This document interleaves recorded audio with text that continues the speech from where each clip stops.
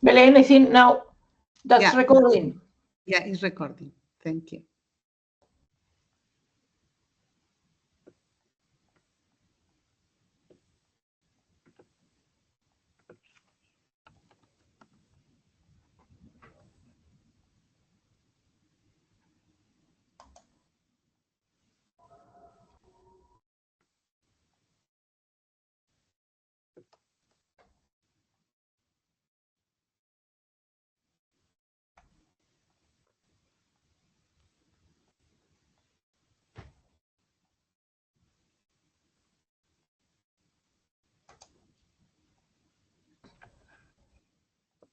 Now it's just 12:30, so we are going to give 2-3 minutes to allow some more people to come in, but we are ready with the recording, so that's good. Sure. Yesterday, just for your information, Sinar, we have I don't know you could attend it. We have a session that was, I think the person giving the session was speaking in Spanish or in Portuguese. I don't know, because I could hear her in English through a 10 milliseconds only retarded wonderful translation. So we had in practice how AI and how this technology works, that is good.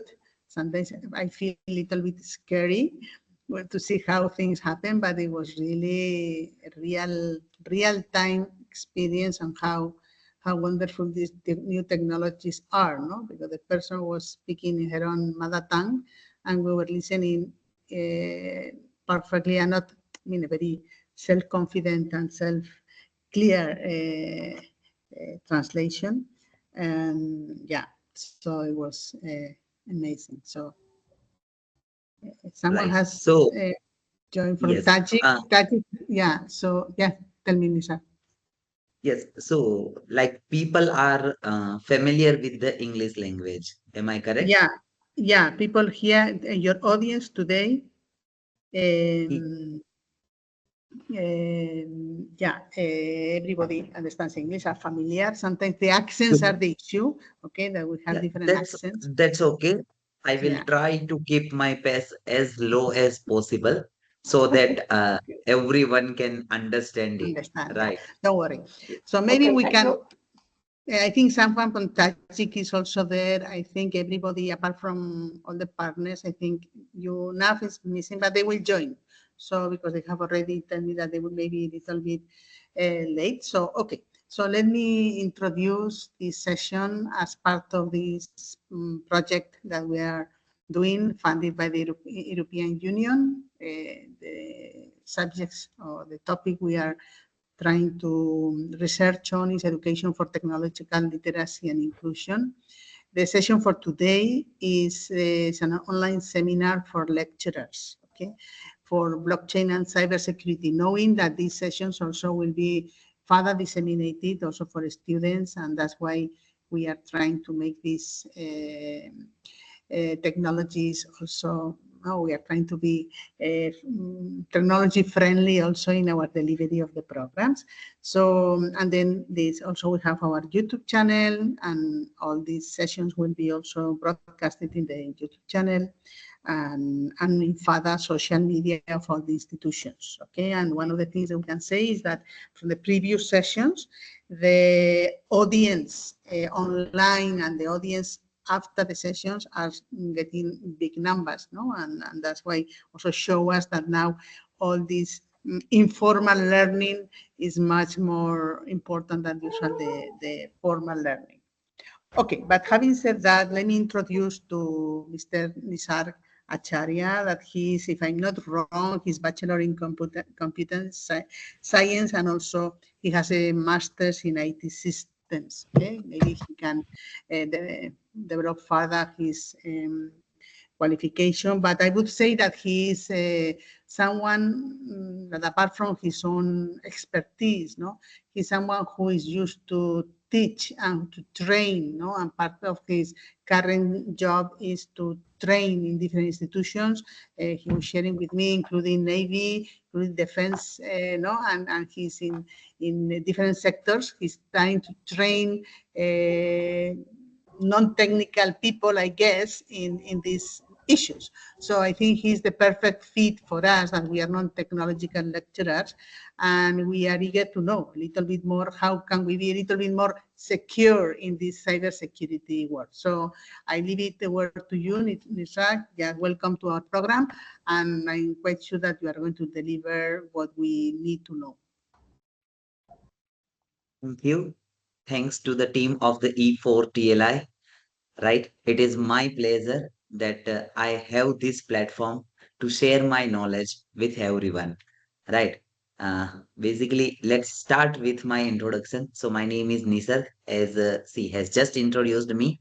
I have delivered the various trainings at the different institutes, including the top banking sectors as well, and top leading companies in the automobile, Mercedes-Benz, then e-commerce companies of Japan, that is Rakuten, right, and other institutes in India's as well as multinational companies.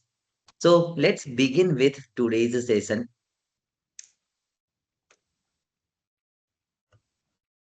Our mindset about the cybersecurity is like when we see something different, right, or when we feel that we are attacked, we try to avoid that situation just like the ostrich. That is our mindset. So we want to change the mindset. We want to open our eyes, right? And for that, we have this wonderful session of cybersecurity threats and opportunities. So let me begin.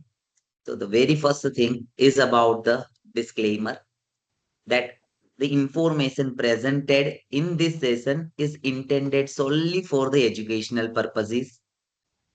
Here the goal is to raise the literacy about cybersecurity threats and best practices to help individuals and organizations protect themselves in the digital landscape. Right. We are thoroughly using the internet 24 cross 7, highly connected with the people or with the internet with multiple devices. So it is very much needed that we should protect ourselves. And that is the main goal behind this session. We want to emphasize that there is no intention to harm or promote any malicious activity. Here in this session, I'm going to demonstrate few real-time examples as well. So those are specially for the learning purpose. Content said is meant to inform and empower participants to understand the importance of cybersecurity, right? Here our main goal is to understand the importance and to adapt safer online behaviors. By participating in this session, everyone acknowledges and agrees that the organizers are not responsible for any misuse of the information provided. We encourage everyone to use this knowledge responsibly and ethically. Right. So let's begin.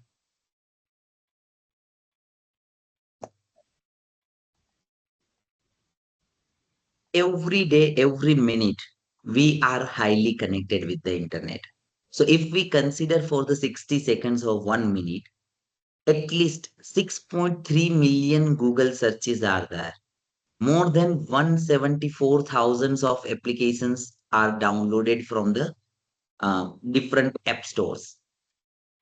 People watch the YouTube videos, watch the Netflix videos a lot, right? So it means we are highly using the internet. And when we use the internet, we are connecting with billions of people. There are more than 4 billions of active subscribers of the internet over the world. There are so many different devices connected to the internet. Nowadays, we have a trend of using Internet of Things devices, which is also connected to the internet. Our smartwatches, our peripheral devices, all are having the internet connections. Even nowadays, televisions are also connected to the internet. So it means we are living in a virtual world. Just we can consider today's session as well. It is like completely virtual, right? So that is why it is important for us to safeguard ourselves as well as our organization to protect our data, information, and other valuable assets. So in this world, we consider that there are two types of persons. One who knows they have been hacked or they have been impacted with the cyber threats or hit by the cyber attacks. And the second one are those who don't know that they have impacted. So I falls under the first category that I know I was impacted with the cyber threats or the cyber attacks, right? So let's say if you want to understand that whether you have been hacked or you have been impacted with the cyber threats or not.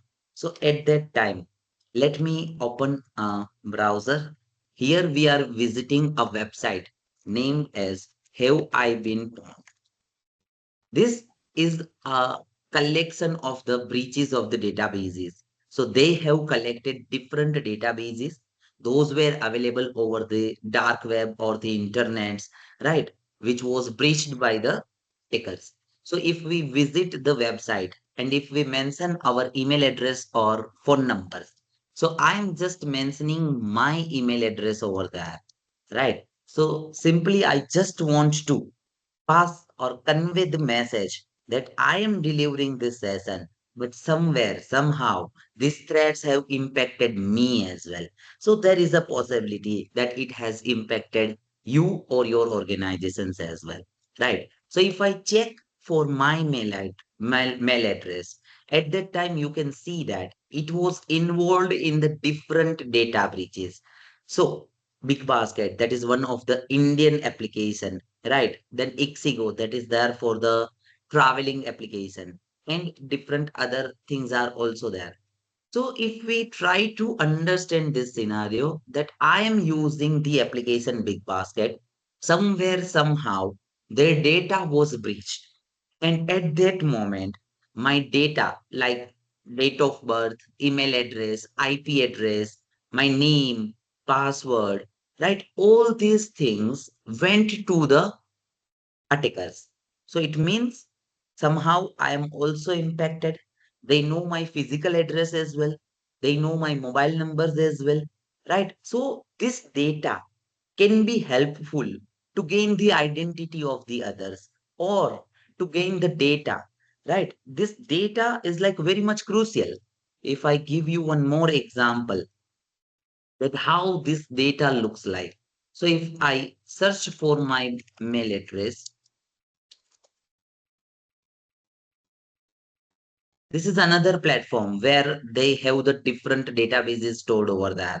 If you have the subscription for such platform, at that time you can gain the entire data that is available over the internet.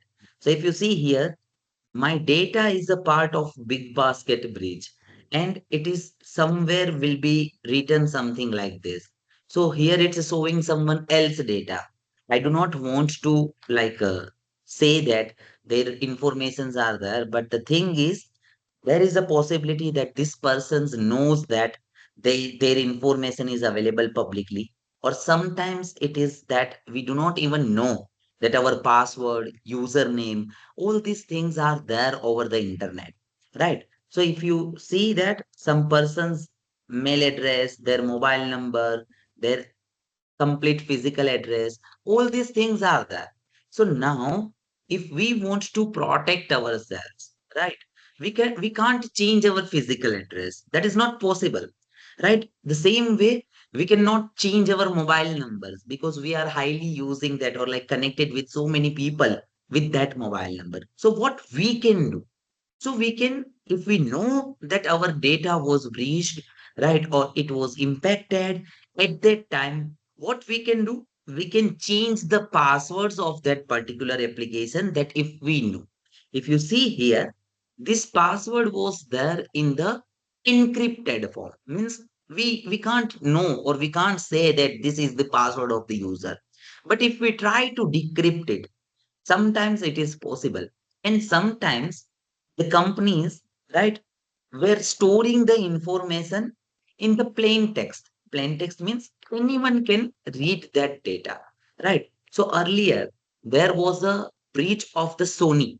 Sony is like a very well-known company, right? They were storing the user's data in the plain text, right? So this is a way back, maybe around 10 years back. But yeah, that was happened. So what we consider is like our information, wherever we are passing the information, that is not always safe. And we have to be careful that whatever the informations we are sharing with the others. So today's main agenda is to safeguard ourselves, to know where the risk is associated, what are the different threats in the cybersecurity domain, and to understand the different opportunities that we have in the this domain. So when we say about the information or the information security, right? So why it is important? Because nowadays, every institute or the organizations or the businesses are completely running over the data. If they do not have their data, it will be very crucial for them to continue the business process. So, for the continuous business process, it is highly required their data must be there with them, right? It means it must be available when they want to access the data, right? So, when we are talking about information security, so it is completely based on the three things, that is confidentiality, integrity, and availability. So it relies over the CIA triad. It is also known as CIA triad. So what we consider about the information security, or what we can define about the information security. So information security is a state of well-being, information, and infrastructure in which the possibility of tampering, right, that someone is changing some data, theft, and disruption of information services is kept low or tolerable. So now here I know that my data with the big basket or other platforms were breached. Right. There are so many different data breaches available. Right. So if we simply visit the data breaches, right. So here is the entire list of the data breaches. No one is left over there. If you see the well-known companies like Apple, their data was breached.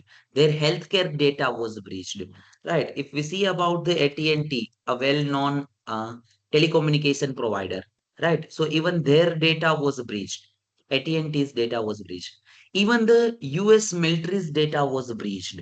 Right. So everywhere it is impacting. If you are using the Uber, at that time that data was breached, right? And in India, we have the Aadhaar numbers. So even that data was breached. USA social security numbers that were breached. So we have to consider that we are getting impacted with these things, right? So when we say information security, so it is a well-being state, right? We cannot say that we will always be secure. So it is like to consider that which state will be safe for us, right? So if we want to talk about the elements of the information security, so the apart from the CIA triad, confidentiality, integrity, and availability, it is authenticity and non-repudiation. These are the five major elements of the information security. So let's try to understand it. So when I say confidentiality, so what confidentiality means? That if we say that this presentation is only shared with you, you are not supposed to share it with anyone else. So it means no one else will be able to get this file or the presentation. Or if we are saying that this is a secret message or our password, so that should not be revealed, right, to someone else. So the confidentiality means only the authorized persons. If you are authorized, then only you have the permission to access the data or information. That is what we can understand by the confidentiality. When we say integrity, so integrity means whatever the data I am transferring to you, that must be there as it is. You should receive the same message. Like, let's say, if I try to say, I am very grateful for this interaction, right? If I am passing that message, and instead of my message, if someone finds that my message like, oh, what's happening here? Why I am here? So if someone is changing my message or if someone changes my intention, at that time, the integrity is breached, right? So when we say integrity, means only the authorized users should alter the data. They should change the data. If they have the permissions, then only they should change the data. If they do not have the permission, it should not be changed. Some information should never be changed. Like, let's say, if I have my private key, okay, so that is a concept for like replacing the passwords with the private key. So nowadays in cloud computing, we do not use the passwords. We use the encrypted keys. Those are the private keys. So private keys should not be changed. If we change a single bit of that key, at that time, it will completely meaningless, right? It will not be accessible. So all our resources will not be accessible. So it means the data should be as it is. It should not be altered by anyone. That is what we can consider by the integrity, right? Then the next thing is about the availability. So whenever we want to access the data or information, that must be there. If at that time it is not available, it will impact our continuity, right? It will impact our operations. It will cause the financial loss to the organizations. So that's why it is very much necessary to maintain the CIA triad. Apart from that, to achieve these things, we have the authentication mechanisms. Means we have the username and passwords, right? Or different other authentications like biometric, retina scan, right? And different multi-factor authentications like OTP, those things can be there. So that is what we can consider the authentication. And the fifth element is the non-repudiation. Like, let's say if we are doing banking transactions, if I'm transferring the money to another person, at that time, they should not deny that they have not received the money, right? If it is happening at that time, it's a financial loss. So that is what we can consider the non-repudiation. These are the five major elements about the information security. So when we say we want to secure ourselves, we have to focus on these particular elements.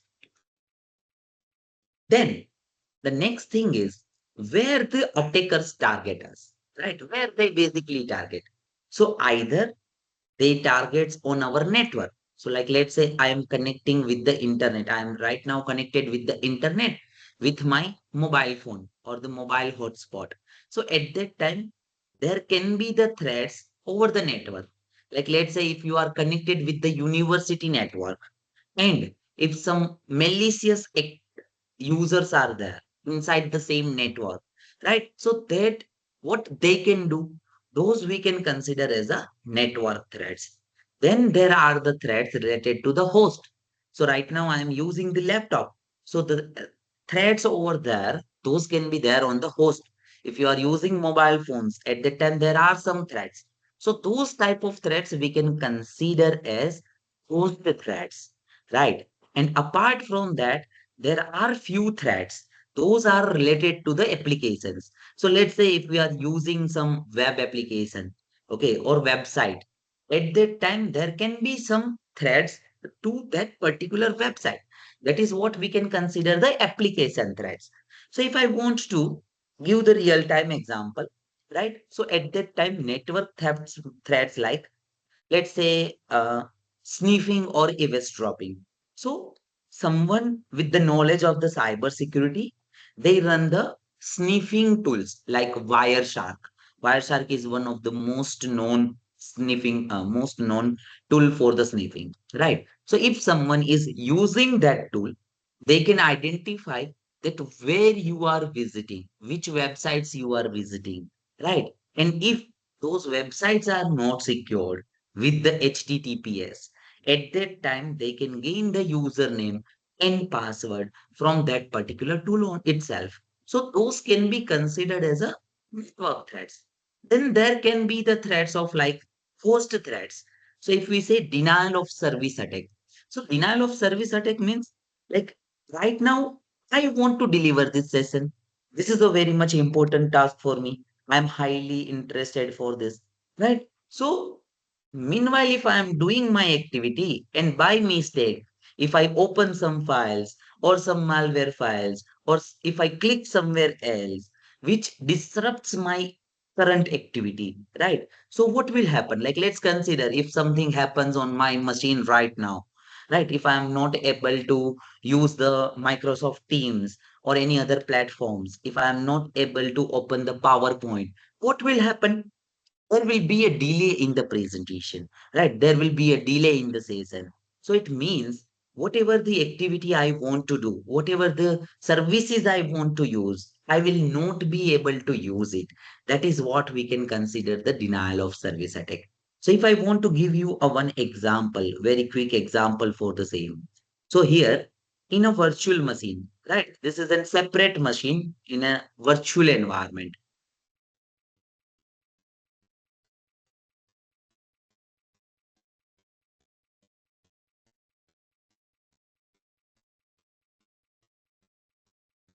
I'm just resetting that machine.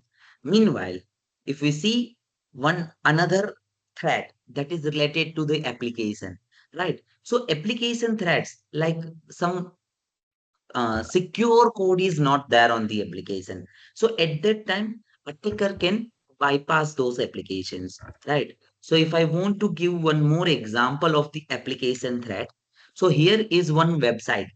This is the website developed by me and only for the educational purpose only. It does not have any sensitive information or any other informations over there, but it is there for the demonstration purpose, right? So let's say if someone knows that what is the username on this particular web application, if someone randomly tries some username and password, it will say the username or password you entered is invalid. Means some authentication mechanism is applied there, right? So without the correct username and password, you should not access the content behind this welcome script.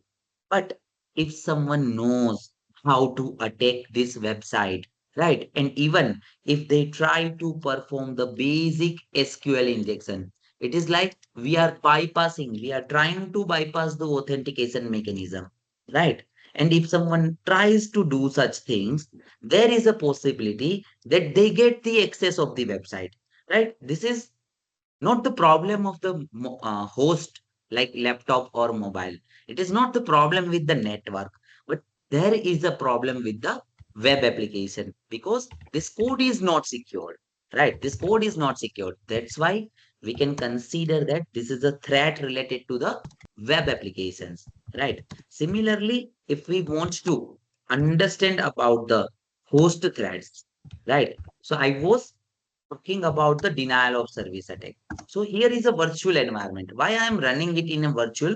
Just because if I execute this file inside my current system, right, it will deny myself to have this service. So that's why I am running it in a virtual machine.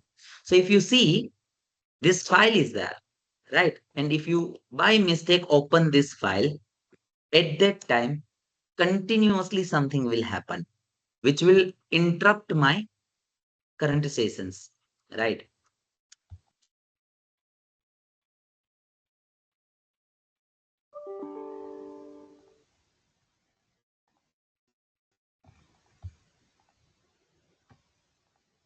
So basically, that is the simplest file is there where we are running a snippet where it is just written that some basic commands of the Windows through which we can open the different applications, right? So let's say if this is the command prompt, if I try to open, let's say calculator, start calculator.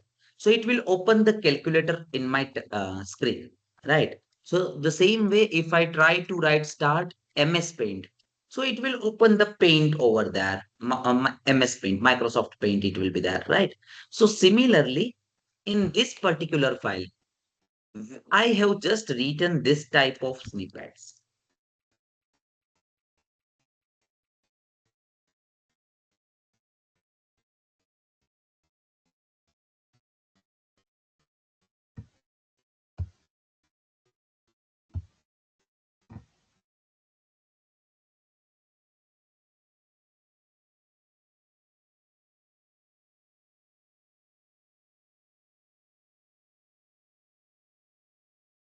Facing some issues with that.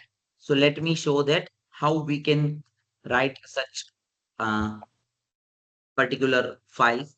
So if we say start notepad, basically it tries to open the notepad. If we say start calculator, it tries to open the calculator. When we say start MS Paint, so it tries to open the paint. There is nothing malicious inside this. But if I mention a loop over there, and if I say go to loop, so it will become an infinite loop, right? And if someone tries to open this file, right? So I'm just storing this as a batch executable file. So if someone simply open this file, their machine will get denial of service, right? They have to restart their machine. Without that, they will not be able to access it. So this is what we can say denial of service attack.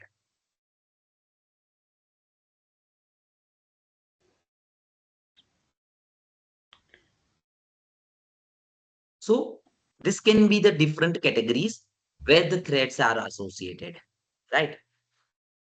Then, if we talk about the integrity, so there are the different tools or the hazing algorithms are there through which we can identify the integrity of the data. So whenever we are downloading some data from the web, right? So if you are downloading from a good resources, at that time they will provide the hash values. Like let's say there is an open source operating system, Ubuntu is there, right? So if I go to the download Ubuntu or one operating system which we use for the security testings. So that is the Kali Linux. So if we go to the download of the Kali Linux, right? So at that time, if you want to download it, right? So there will be the sum. This is the hash values. Checksums are available. So if we click on the sum, it says that SHA 256 algorithm, SHA 256. That is the hashing algorithm. So it shows some information over there. That value is there, right? So if I download this file and I want to check that whether my download was completely the same file or not, at that time, after downloading this file, I can use the tool like Haskellsy or any other different tools through which we can generate the hash value. So let me say, I want to give the one example for the integrity. So at that time, if we simply say hello E4TLI, right? If I'm writing this file, saving this file as welcome, right? And if I simply store this file, now I want to check the value of this particular file. So the integrity is based on the content that what we have written inside the file. So if simply in the Haskell I can open that file that where I have kept it, right? So simply I will open the file and will check for the different hashing algorithms. So if we say if we want to use SHA-256, we can calculate the values. It shows us some unique value, right? Hashing values. Now, if I want to share this file with you, I will share the file. If you want to check that whether the file is as it is or not, you can calculate the same value in your machine. If both the values matches, at that time we can consider that this file is as it is. No one has changed over there, right? So if I simply write down this hash value for our reference, right? And now I am opening the same file which I had created. Now, even if someone makes a small change inside the file, like let's say if I have added a very like white space over there, a very small change into the file, right?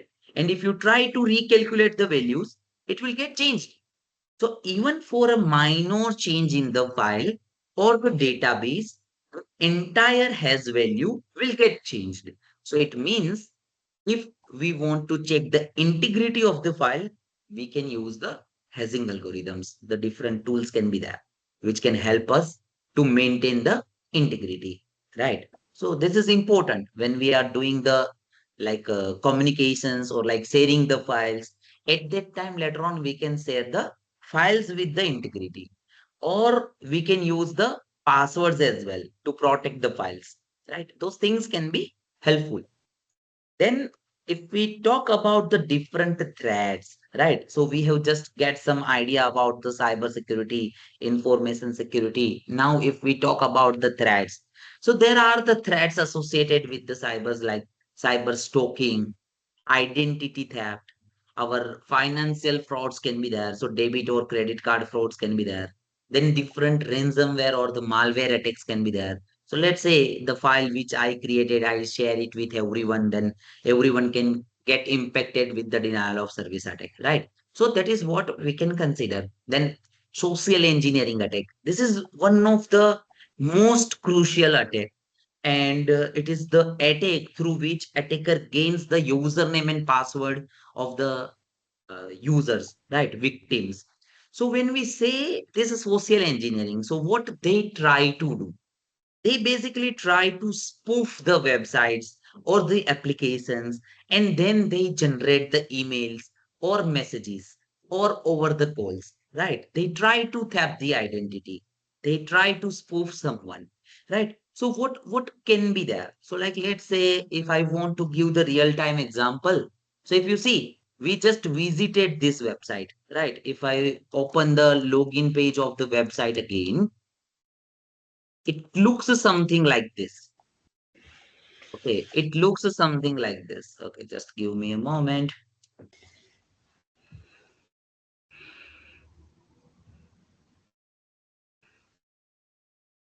Okay, this is the login page of that particular web application. Now, what attacker do? Attacker simply try to spoof the same page, same content, same design. So when someone tries to like get this page, they will feel that they are on the legitimate website, right? So if you see this web page, welcome to management system, some username, password, the color behind the web, right? All these things are there. If I open one another page, right? If you see this, it will look like the same website, right? Everything is similar. Design wise, you can find that this is the genuine website, but actually it is not, right? It is a phishing website. So if someone tries to enter some username, like let's say if I enter the username like E4TLI, and if I enter the password, right? That my password is password at the rate 123. If I try to enter some credentials over there, then these credentials will be directly given to the attacker, right? And you will be redirected to the genuine website. So if I click there, right, this this credentials will be there with the attacker, right? And we will be redirected to the genuine website. So if you see,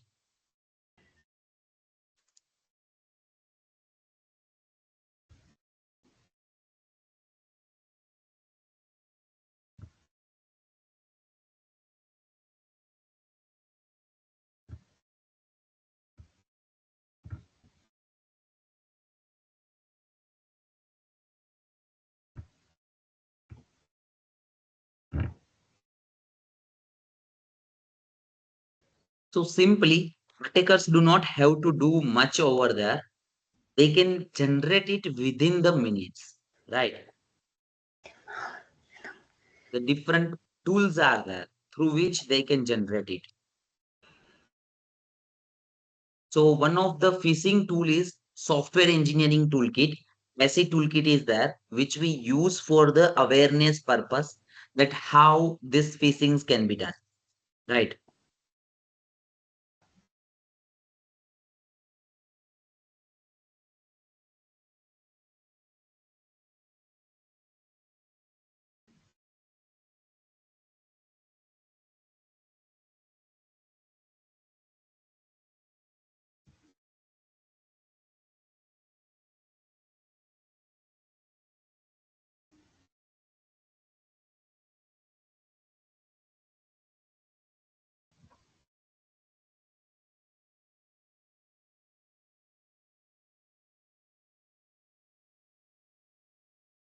So opening, it's taking some time.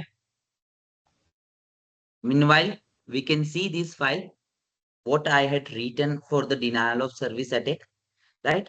If simply someone opens this file, these things will open in the loop, right? So in this virtual environment, I'm running this file. So if I just simply double click this file, you can see it will get started something like this. In automated way, it will open the applications and I will not be able to do any other activity on this machine because all my resources will be occupied by this denial of service attack, right? So whatever you want to do, you will not be able to do anything. You can see so many different applications are opening by just clicking on that particular file, right? So sometimes our eagerness are there that we want to know what is there inside the file. Let's open that file. So we should not open any file that we are receiving from the internet or from the unknown sources, right? If we do such things, this can happen with us. Even the ransomware attacks can impact our system. So we have to be careful, right? We have to be careful there.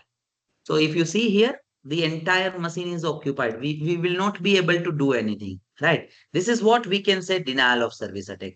Luckily, this is there inside the virtual machine. So I will simply close this virtual machine. But if it is happening in my own machine, our session will get impacted, right? So I'm just power off this machine. Later on, when you will start it, it will be there. So now moving to the phishing.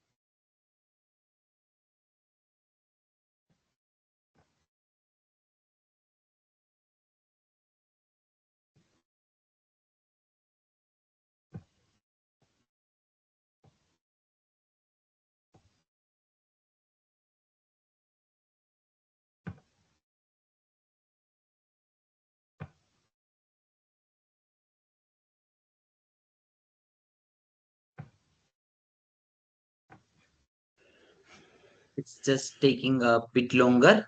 Just give me a moment.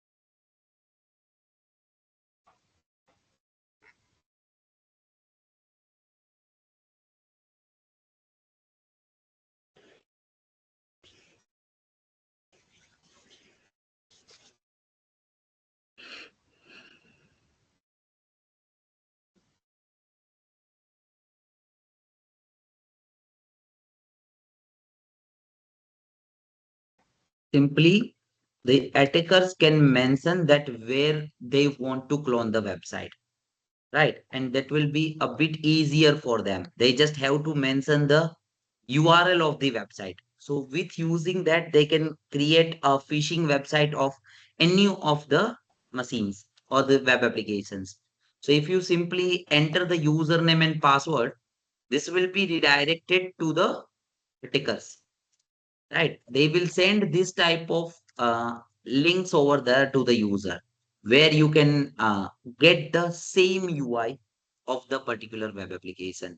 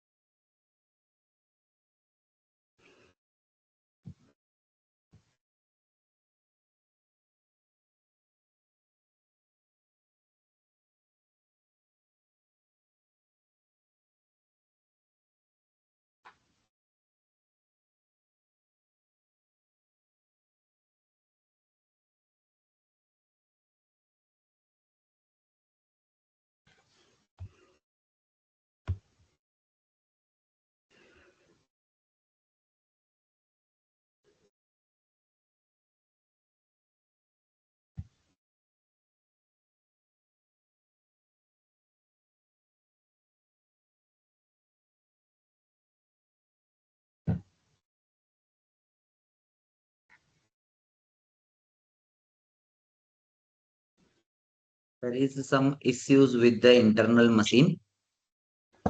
Okay, so moving to the next page, simply it is like we will get the same UI, and when the we enter the credentials, it will be there with the attacker. This is one of the most known techniques over there for stealing the passwords.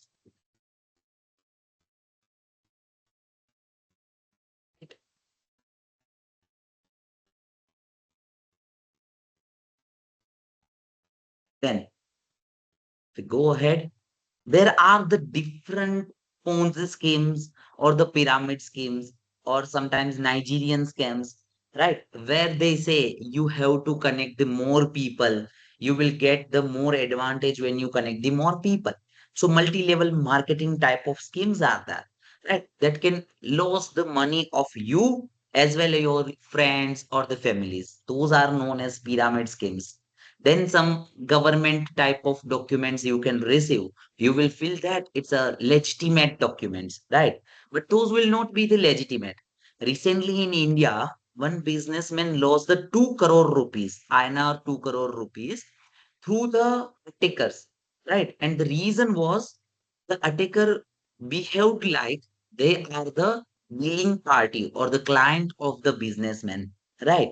And they transferred the amount to that particular person. So it is like they try to tap the identity, they try to send some malicious links, and if we click there, we will be scammed over that, right? So even if I want to showcase some extra things to you, at that time there are like IP loggers are there. Okay, so for any of the websites, we can create the certain links, right? So if I say E4TLI, right? So if I visit the website, this is the genuine website of the E4TLI, and I want to, what I want to do, I want to create a short link of that website. So if I am creating a short link, right? And if I share it with someone, so you can see what I have to do. I have to generate the some link over there, right? So if you see, this is the link.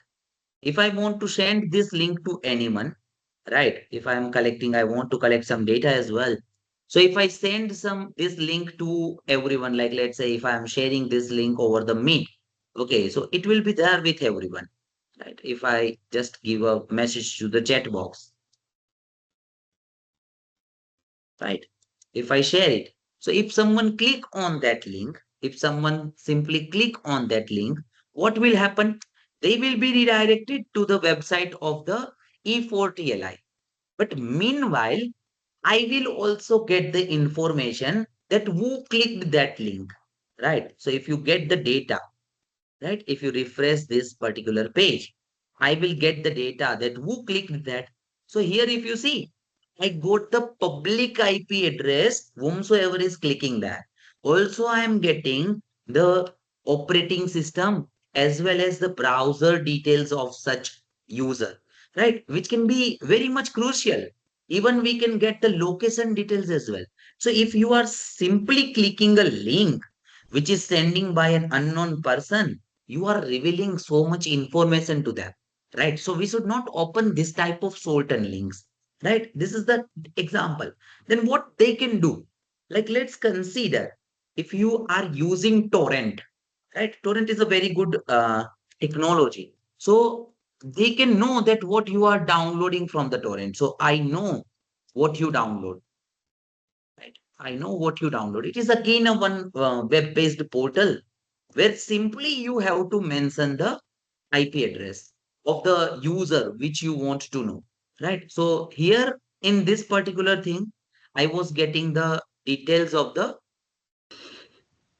users, right? I was getting the IP address.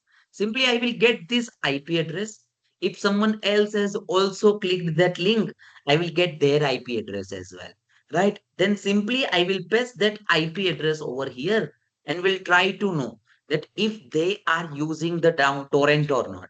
If they are using the torrents, right? At that time, their information, I will get the informations of those people as well. So if someone is like using the torrent from you people, right? I can know that what you are downloading over the torrent. So sometimes people violate the intellectual property rights, right? They try to download the movies or the web series using the torrent. So they can be easily caught with such platforms as well. We can catch them as well. Also, the thing is, if someone is doing like a genuine uses of the torrent, we can identify that as well, that they have downloaded the Ubuntu or Kali Linux or any other operating systems or any other sources that is available over the torrent, right? So these things can happen.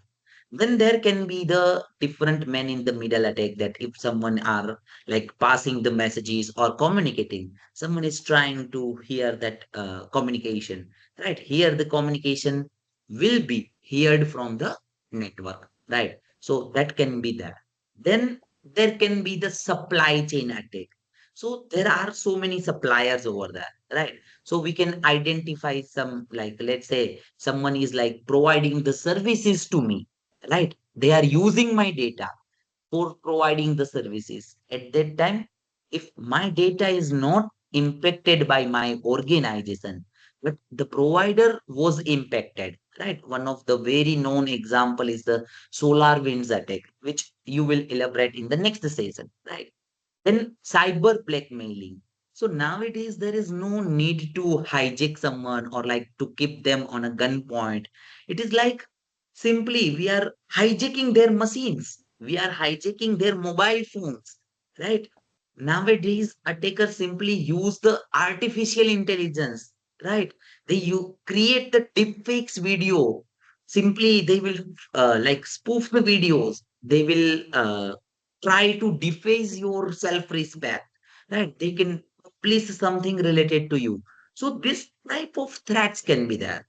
Also, the attackers uses the cyber or the internet for the cyber terrorism, right? There are so many different websites through which they are teaching that how to create the bombs, right? So those things are there. So they are using for the terrorism purpose as well, right? So we have to be careful.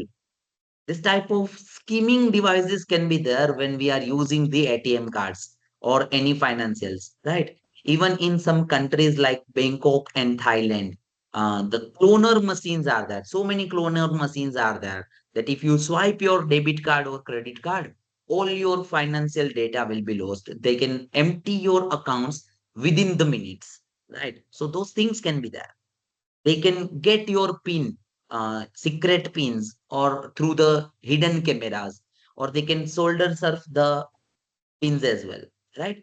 So whenever we are doing any transactions, we should keep our fingers like hidden from the another hand, right? And we should hide the information that what we are entering there, right?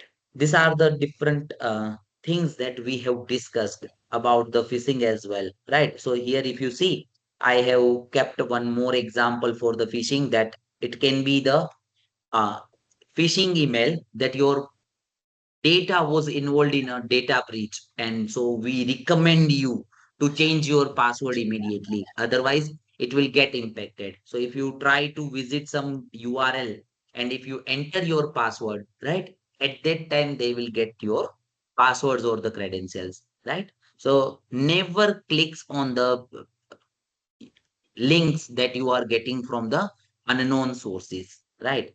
If you visit some page, you will get the similar page that enter your details, your PIN number.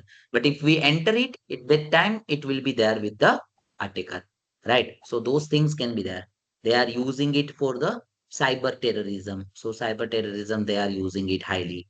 Then different virus and trojans. So we just have an example of the denial of service attack as well. Then the ransomware, right? So if your machine is get impacted with the ransomware, we will not be able to do anything else. Simply, they encrypt all the file. They encrypt the data. So we will not be able to access any files over the machine, right? So to protect ourselves from the ransomware, we must have to make sure that whenever we are getting the emails or the files, we should process those files first, right? So there is a portal, web-based portal is there, named as Virus Total, right? So this is a very good source where we can upload the files, or we can check the URLs, right? So if we upload any file over there, like which I just created for the demonstration, this virus file was there. If you upload the file, confirm the upload, it will show that some malicious activities are there or not, right? So simply you can see it's saying that batch executable bomb is there, right?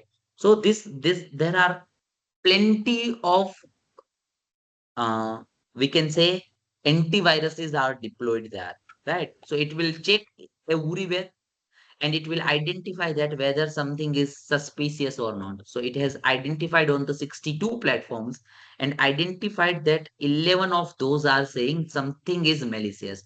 So you should not open this file. Why? Because it is suspicious. Same way, if you want to check for the URLs, you can paste the URL, the website which you want to visit, right? You can simply paste the URL as well. So let's say if I want to visit the website of the E4TLI. Simply, I will copy the URL. I will paste it in the URL section. And if I click there, it will show me that nothing suspicious is there, right? So when I get these things, I will be sure that this website is safe, right? I can access that website. So that can be helpful to know that what you are accessing or you are doing it, right?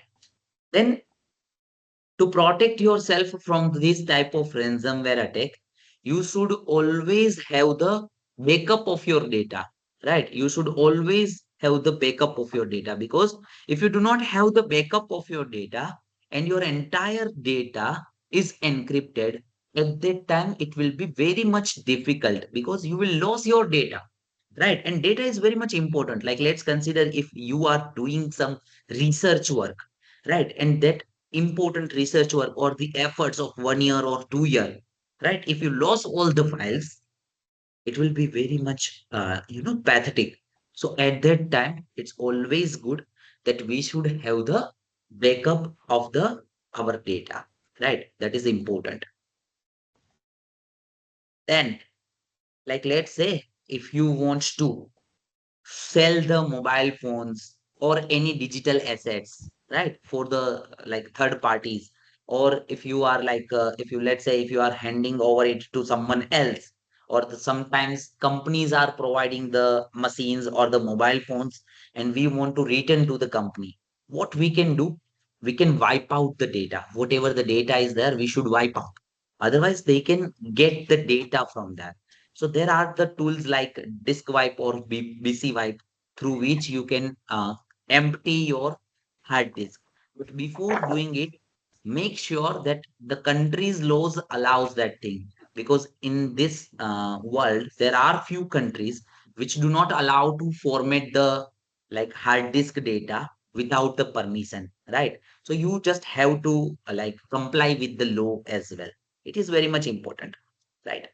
Then the different opportunities are there in this domain, right? We understood that there are so many different risks associated with it, and I will also share the things that through which we can protect ourselves, right? So I just explained the threats. Now I will go through the opportunities and quickly with the things that what we can do for protect ourselves. So the opportunities, lots of opportunities are there in the cybersecurity domain, right? That artificial intelligence based threat detection systems are there, that we can identify who are the threat factors. We can do the risk assessments with using the AI, right? Then different workforce developments are there. There are so many requirements in the industries for the uh, good, or like the persons who knows the cyber security. So it's a good thing.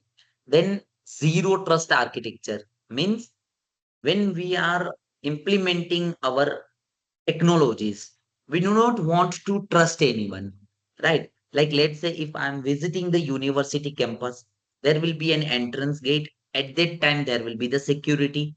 Then, whatever the building blocks I am entering, there will be the security.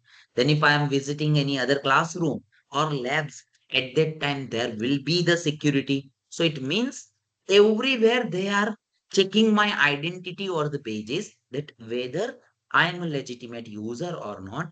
So the same way in the systems, we do not want to trust anyone, right? That is what we can say zero trust architecture. Then blockchain technology, where we can centrally collect the data, we can maintain the integrity. The main advantage of the blockchain is like it is highly available, as well as we can maintain the integrity.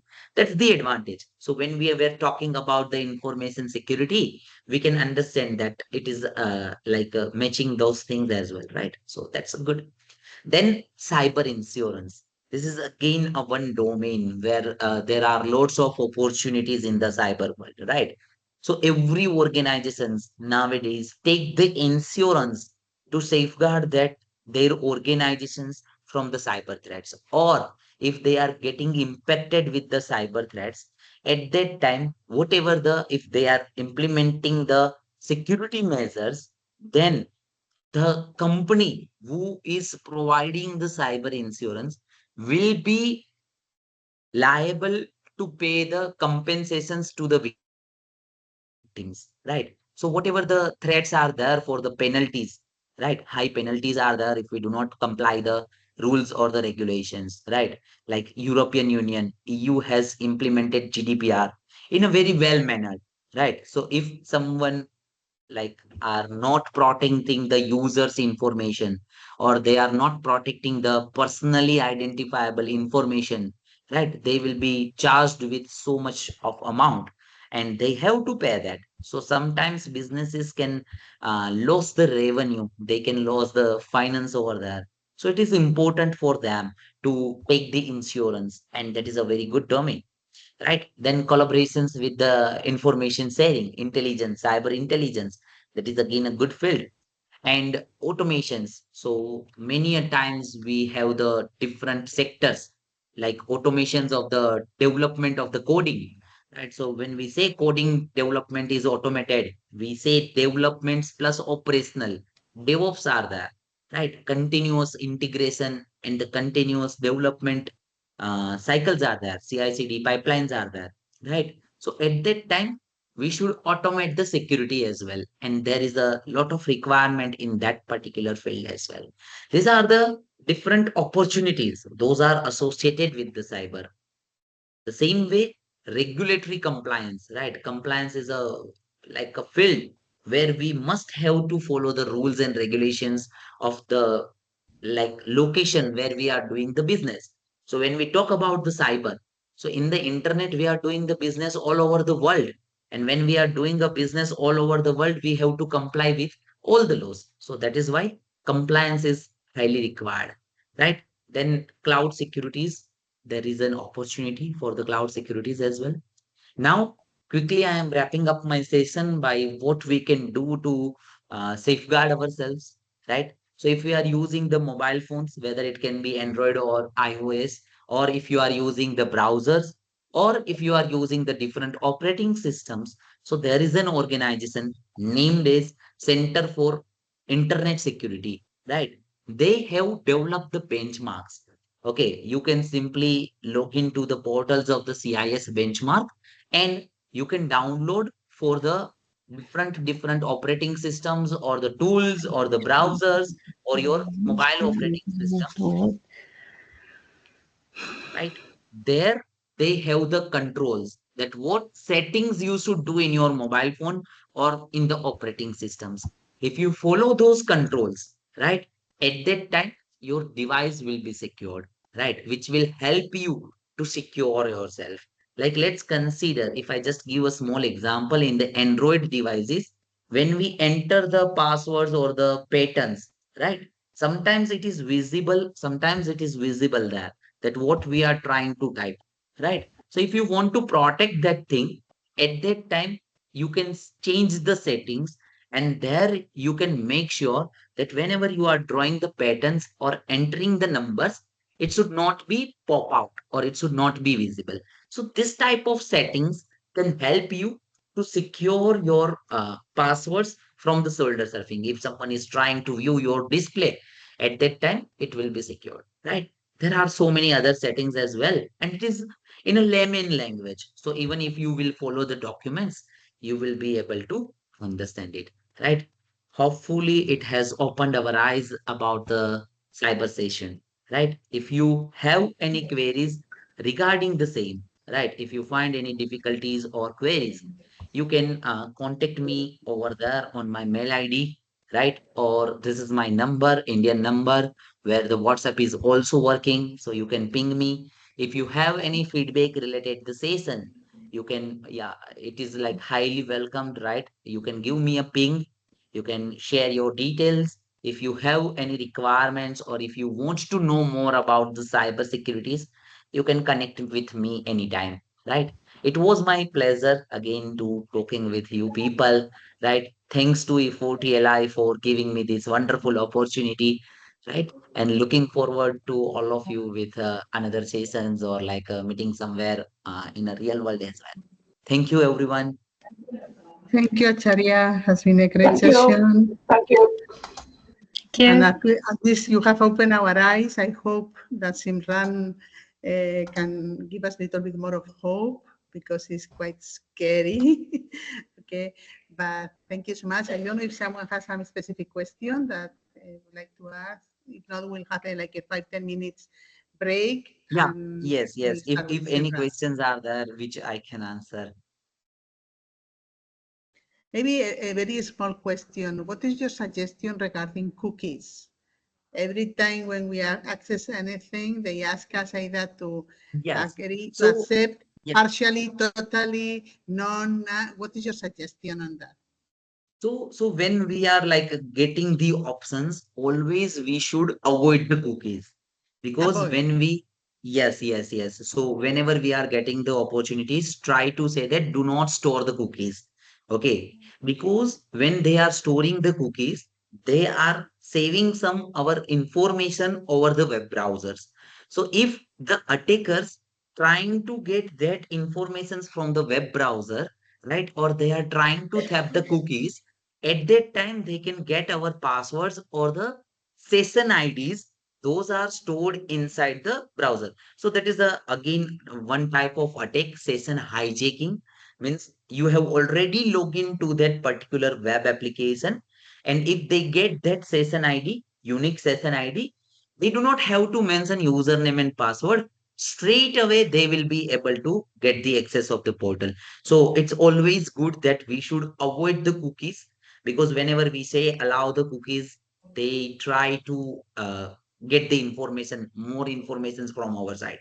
So for the privacy concerns, we should avoid the cookies. Thank you. Any more questions? Okay, then if there are questions, as you said, we have your direct number. I think we all will go to the beginning when you said how we can see our we haven't hacked or not. I hope I was clear with the communication, right? Yeah, it was Everyone very was, clear. Yeah, very clear yeah, and very okay, yeah, comfortable.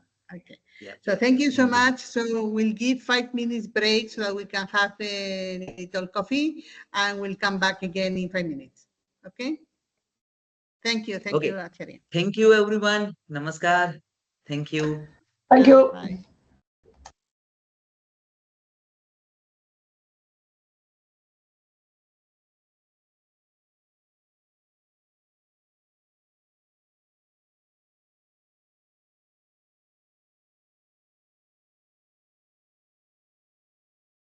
Good morning, Milena. How are you? No, you have no mic. Sorry, I just, yeah. How are you? I'm fine. Exhausted, but fine. Yeah, we are always exhausted, no? That is part of our life, working hard. Yeah, But, it's yeah. lots of things this week too, and the weather here is awful. I'm just waiting for the end of the session to go to Porto because I have classes in the beginning yeah. of the afternoon. But here I'm listening to the news in the morning, and the traffic is terrible because trees are on the floor, and it's stormy here. The weather, we got the hurricane from Florida is coming here, so it's going Wow. to the Iberian Peninsula and starts, of course, in Portugal. Wow. Yeah, Very good. Very good. very good. So, but, yeah. So I'm going to lot of- send you. I didn't have time yet. The link for the project with Santo May Príncipe, the financing. yeah, I saw it. Yeah. Okay. Yeah. And they're please. looking for Yeah. technologies. I want to see if I have time to see it. I think it's on Friday. Yeah, I okay. think it will be in Portuguese, but since you speak Spanish, I don't know if Okay. they will have translation to English. Okay. Very good. But yeah, with the example we had yesterday with the translations now, I mean, we don't need. Were you there yesterday when they No, I translated? was having classes. It was amazing because she was speaking in Portuguese and then or in Spanish, I don't know, but we were listening to her in In English. Well, I mean, through a translator, but in a Okay, wonderful. real time, and yeah, it was good. This is recorded, isn't it? We will have access to these sessions. Yeah. We will be uploading. I think UPV will be uploading in. I think today on. I don't know when Okay. they are also busy, but yeah, they will upload everything.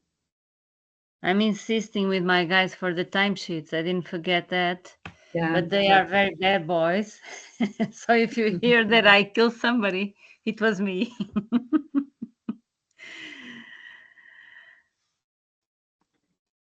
yeah. Okay, so I'm going to wait 2 minutes, and we are going to start. Okay. Okay. See you later. Yeah.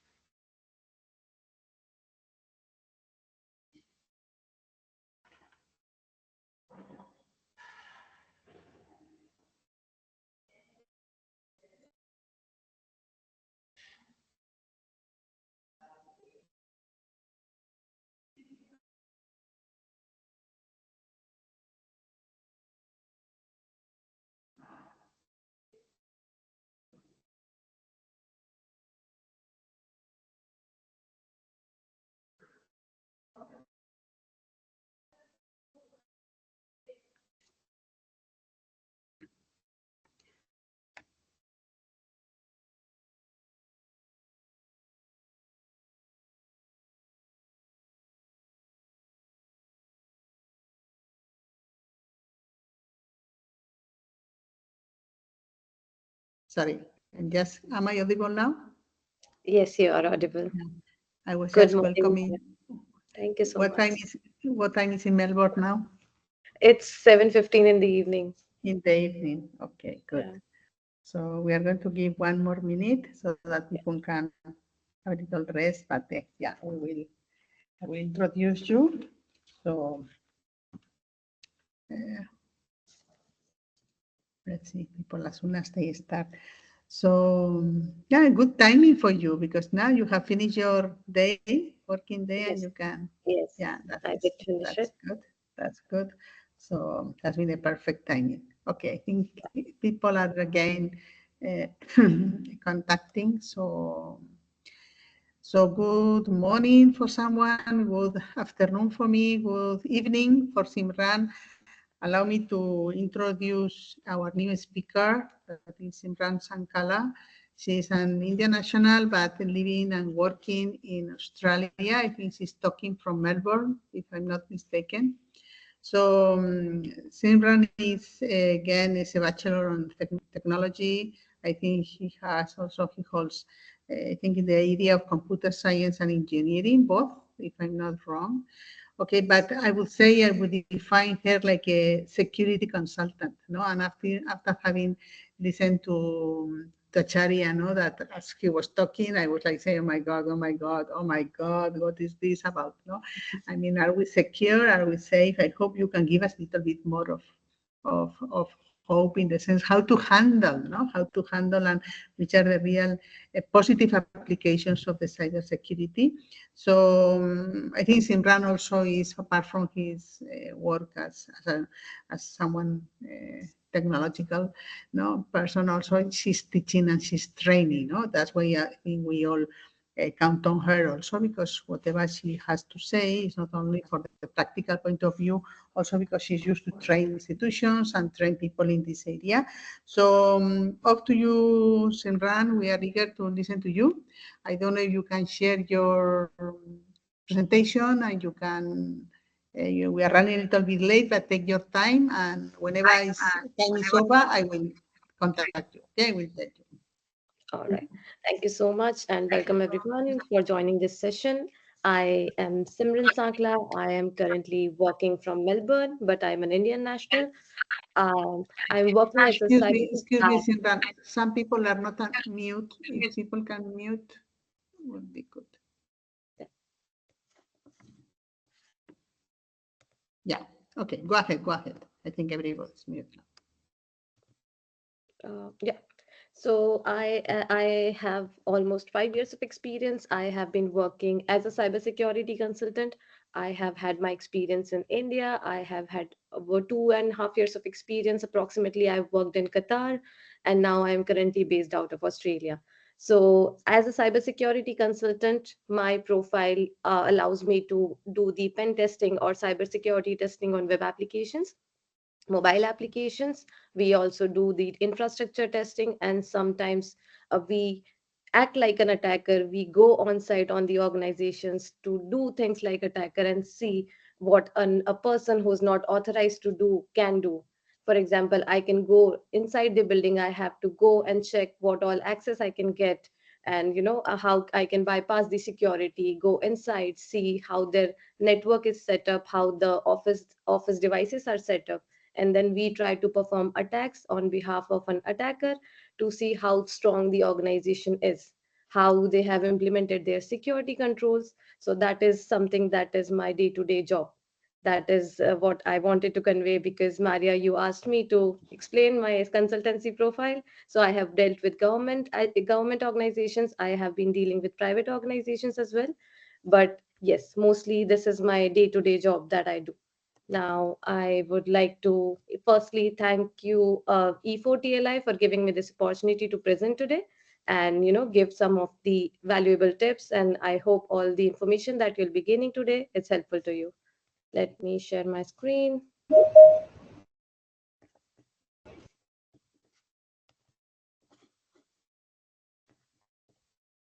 Okay. Is it visible? Yes. Yes.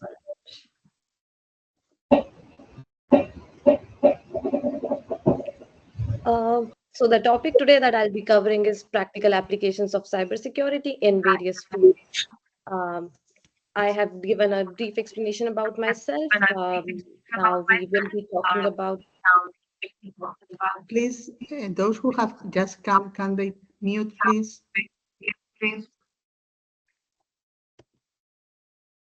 All right.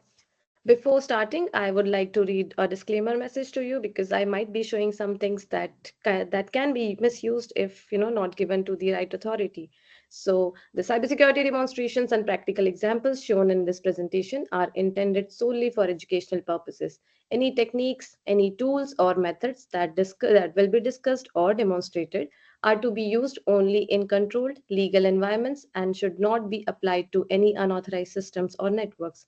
Why we have to say this is because there are some information that we will be demonstrating you that could lead to bad exercises as well. So the participants are reminded that attempting to replicate these practices outside of lawful scenarios may violate local, national, or international laws and regulations. The presenter and the organization take no responsibility for misuse or illegal activities stemming from the information provided in this training. Always ensure that you have proper authorization before conducting any form of security testing or penetration activities. So any activity that I do or that I have been doing, we need to have a proper authorization before performing the activity. With this, we'll start with our presentation. So the objective of today's session is to understand and see of and have an overview of how cybersecurity principles are applied across different industries. What you will learn from this session is real world applications of cybersecurity in diverse sectors. When we say sectors, we are talking about healthcare, education, telecommunication, government sectors. We talk about artificial intelligence. Those are the sectors that we will try to cover. We will talk about some recent cyber attacks in different sectors and then their defense strategies to not only know about the attack but also to see how we can safeguard ourselves from not getting trapped into the similar scenario. Then we will talk about the financial losses and their impact, and also we will see what are the industry specific mitigation measures that can be taken or that have been taken. Now, the first question is, what is cybersecurity? Now, everyone has their own definition of cybersecurity when we talk about cybersecurity. So, I would like to give a generic description which applies to any and every definition that exists in the cybersecurity. So, when we talk about cybersecurity, cybersecurity involves protecting systems, networks, data from the digital attacks or any unauthorized access and damage. Anything that is present, anything that can be your data, that can be your information which is present digitally has to be safeguarded, and that is about cybersecurity. Why it matters is because there is an increase in digital transformation and connectivity across industries that makes data breaches and cyber attacks most largest risk, like most the maximum area which is under risk for the organizations today. Now, if we talk about last year's statistics, global cybercrime costs were estimated to reach $8 trillion. That we are talking about US dollars here, that highlights the urgent need of robust cybersecurity measures across all the sectors. Now we generally deal with the education sector, but it does not only impact one sector. When we talk about security attacks, any information that has been breached or any data leak that happens, it affects financial, personal, as well as your confidentiality agreement. So we have to make sure that how we try to secure our data, and we have to protect ourselves if there is no one else to protect our data. Now, when we talk about cybersecurity, there are some cybersecurity frameworks that are in place. These frameworks have been designed to make sure that the organizations or the different fields, when we talk about fields, again, if let's say healthcare, we are talking about healthcare, then with healthcare, it comes that there is a framework which is HIPAA that comes to make sure that your health insurance portability and accountability act. When we talk about any finance sector, it comes with PCI DSS compliance. PCI DSS is your payment card information, how it should be secured when you entering your card details to a platform, how it should be saved, and the organization which is taking your card details have to be PCI DSS compliant in order to allow you to do the payment. When we talk about web applications and infrastructure, NIST is a cybersecurity framework that has been implemented to manage and reduce the cybersecurity risk. So on the screen, you see some types of some variety of frameworks that we generally, as a cybersecurity organization, the organizations have to implement before putting it over the internet. Or when, let's say, when you see a bank's website, the bank has to be compliant with the with some of the references or with some of the frameworks that is aligned with the bank's norms or what the bank is offering to. Now, when we say various fields, as I mentioned, we are talking about healthcare, we are talking about financial services, we are talking about retail and e-commerce, we are talking about government, and then we are talking about telecommunication. So, when we deal with healthcare, example, you go to a hospital, you are suffering with fever, you go to a hospital, the first thing they ask you is your name, your address, your date of birth, your age, and you will be submitting those information because you want the other person or the doctor who is going to prescribe your medicines and everything, who is going to evaluate your health, that this information is required. Now, how that information is being carried is something where cybersecurity comes in. If all those data is being entered on a computer and that computer does not have a secure environment, then your data will be at risk. So for that protection, we talk about HIPAA compliance. When we talk about financial services, any information, like as I mentioned, that your card details are important. So when we talk about when we enter our card details, it could be any, you are using Apple Pay, you are using any UPI methods, or any online transaction that you do, how your information is going to the supplier or the vendor that you are paying for, or the services that you are paying for, it is important. So there comes the PCI compliance. Now, when we talk about retail and e-commerce, let's say you have been scrolling any social media and you have found something which you like and you immediately click on the website. So there we talk about fraud and safeguarding the payments because you are not sure what link you are clicking on. Let's say you are clicking something on LinkedIn, that there is an ad on LinkedIn, but those ads could be malicious as well. So in order to make sure that there is no fraud happening and there is a safeguarding, there are compliance and there are protections in retail and e-commerce as well. When we talk about government has a lot of data which is confidential. The government carries the entire nation's information, which can be crucial, which cannot be crucial. So if that data, if or that information goes to any person or any threat actor, that could be that could lead into different scenarios as well. So when we talk about government sectors, there is a recent attack that happened in 2020, which is SolarWinds attack, where US multiple US agencies were compromised. We will talk about this attack in some time. Then about telecommunications. When we talk about telecommunications, let's say you have placed a call to someone and you are not aware that someone is sitting in the middle of you, person A and person B, and they are listening to all your conversation. So similar to that attack, there are attacks that happens in telecommunication area. And to make sure that telecommunications is safeguarded, we apply network security measures to safeguard our connectivity. Now, what comes to your mind when we say threat landscape?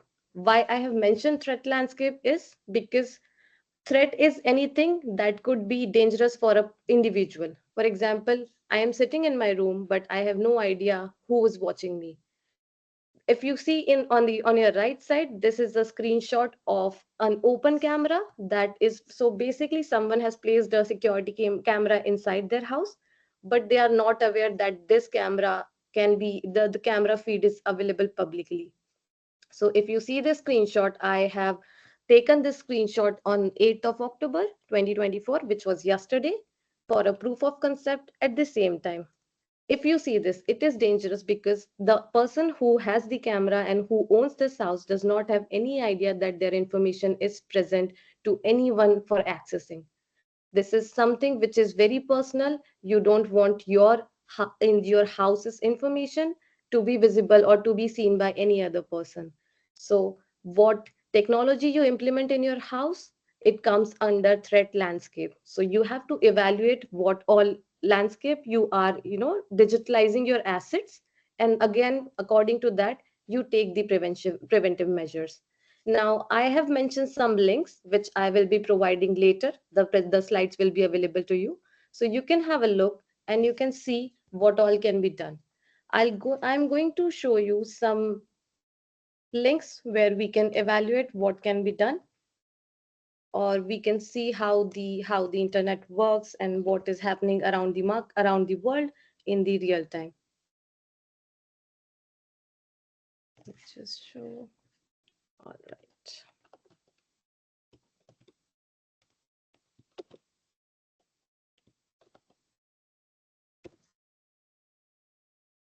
I'm just going to share my screen again.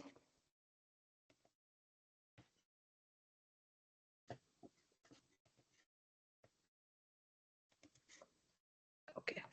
If you see this website, it is something which has been, so Kaspersky is a vendor who tracks and who tries to update real-time monitoring. So if you see this, it shows all the traffic and all the attacks that is happening.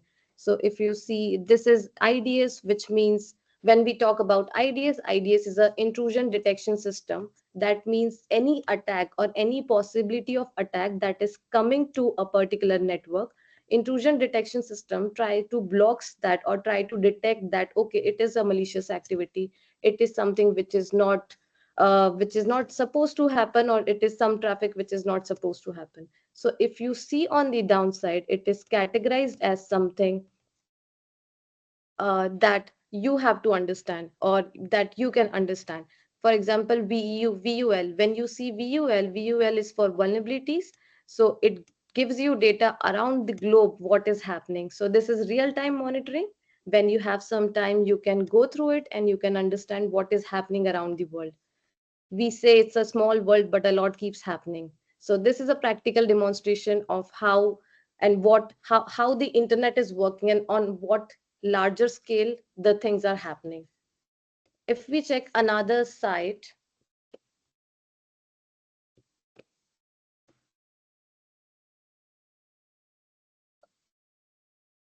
okay. So this is another vendor, Checkpoint. Checkpoint also gives you a real-time monitoring. So if you see on the left side, you can see what all possibilities of attacks are happening. On the left side, it is the amount of recent daily attacks that are happening. If you keep looking at the left side, you see web server enforcement, SSH protection violation. So anything that is not supposed to happen, that is, coming from an unusual traffic, is getting detected, and how they are keeping it. So for example, if you check for malwares and you just focus on any of the countries, let's say we consider India. So in the last 30 days, the trend of malware is like then there are multiple types of malwares. So the 16% of botnet attacks are happening, then 7% of information stealing is happening, 6.5% banking areas are being targeted, 8% of ransomware attacks are happening.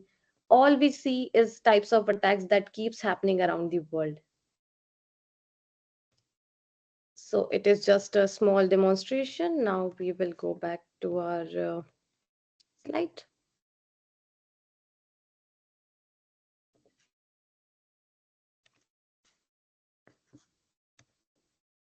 All right. Okay. So now when we say which sectors are under attack, there are multiple sectors and every sector has their particular ratio. When we talk about cyber crimes, this is in the right side, you see a simple graph. Now the graph that we are seeing is for Tajikistan, and the cyber crime rate is, it is considered as, so basically the screenshot, if you see, it is OCI index, which is organized crime index. And this is the first time they have started evaluating the cyber crimes. And in 2023, cybercrime is considered as one of the, like, Tajikistan is considered as one of the most vulnerable to cyber attacks, especially from the crypto hackers. So this is something which which no gets gives us the idea of how critical situation we are in, and how we it is very how important it is to make sure that we try to safeguard ourselves from everything. Now, if you see on the left side, there is a percentage of what sectors are being affected. So finance sector is almost 30% affected. Then we talk about manufacturing. So whenever there are any attacks that are happening, so the targeted website, the targeted audience is 30% finance, then 35% manufacturing, some part of transport, and then the others. So we have to make sure that we keep ourselves aware about what is happening, and how we can cover up, how we can safeguard ourselves from the attacks. Now, when we talk about cybersecurity in healthcare, cybersecurity in healthcare, so there are two important aspects in healthcare whenever we are giving our information. So that is personal identifiable information, that is your own information, when your birth address, your birth date of birth, your name, your address. And then we talk about PHI, that is personal health information, your health records, you are when which prescription are you taking, are you suffering from any disease. So if in case someone wants to target you, or someone wants to exploit any of your information, and if they have this any of this information, they can further escalate the attack scenarios. So in healthcare, generally what happens is there are ransomware attacks. Ransomware attacks is something when an attacker shares a malicious site, or where an attacker tries to gain access to the information that is present. Let's say for healthcare, all the patient records or all the medical records that holds the topmost importance. So when a ransomware attack happens, they try to encrypt all the data that is present in the network, and then you cannot decode or decrypt it. So what they ask in the ransomware attacks is the attacker will ask you to pay some so and so amount of money to get all the data decrypted. In some of the scenarios, what happens is that the organizations pay the attackers and they decrypt the data. In some of the scenarios, what happens is the organizations pay the attackers and the attackers still do not decrypt the data. So you have to make sure that whatever information is present in your personal systems as well, the work information should be separate. No personal information should be kept on your work laptops, because it is not an individual task, but it is, as an organizations, it is also their task to cover all the possible attack scenarios and see where we can save ourselves from. When we talk about insider threats in healthcare, any employees that is misusing the access to sensitive data, for example, anyone who is present in a healthcare organization and they have access to sensitive data, or they are planning to exploit the vulnerabilities that are present in their system. If any internal insider give those information to an attacker, that also results in serious attacks. Then we talk about vulnerabilities in IoT devices. All these smart screens that you see when you go to a hospital, we see that, okay, technology is, growing, and we see new technologies. We don't have to enter anything. We scan a card and all the information is present.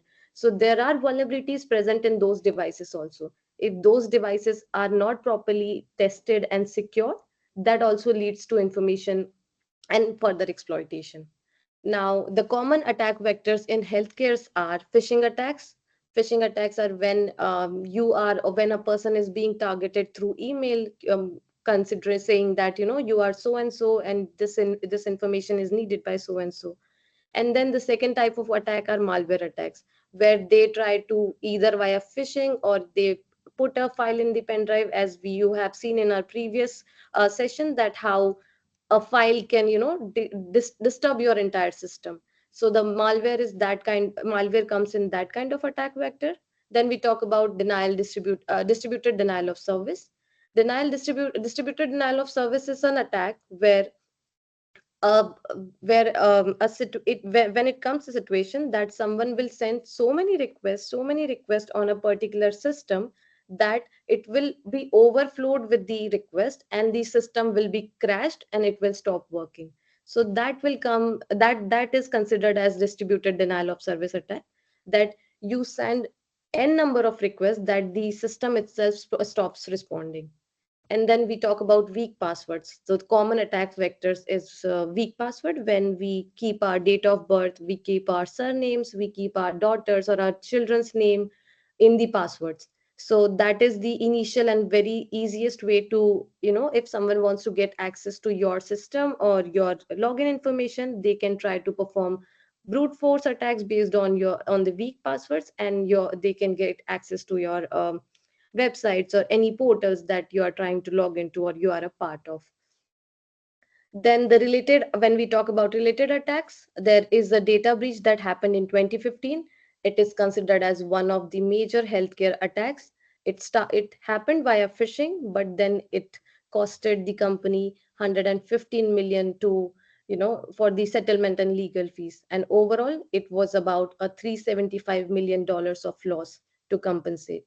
So it is not just the patient data, but it is also the healthcare organization that suffers, not financially, but also with the data leaks and financial losses. So then the another aspect is financial services. When we talk about financial services, in financial services, the banking sectors cover up mostly. So for the banking sectors, mostly the data breaches happen, and when the data breaches happen, it will reveal the sensitive in financial data, your bank details, your records, your account numbers, and personal information. Those information can be used for several purposes. Someone can use your information and try to take the amount from, like, pretend being yourself, and try to take some bank amount from your bank account. They can try to transfer some account, or they can use your information to, place some random orders and try to utilize your savings or your funds. So fraudulent transactions also happen, which increases the risk of identity theft. For example, if someone has your information, what they will try to do is they will steal your identity, or they will try to thieve your identity and, place themselves as you. And then they try to affect, or they try to affect the banks, they try to affect your financials. At the same time, they are doing an identity theft. So in order to keep ourselves very safe from that, and the organizations, the banking organizations, have to be PCI compliant to make sure that such things doesn't happen. Then for the common attack vectors in financial services are again malware and ransomware attacks, DDoS attacks, man-in-the-middle attacks, and exploiting APIs and phishing attacks. When we have just discovered about the malwares and ransomware attacks, then we have also known about DDoS attacks. Man-in-the-middle attack is something, let's say, a person A is trying to send some amount to person B.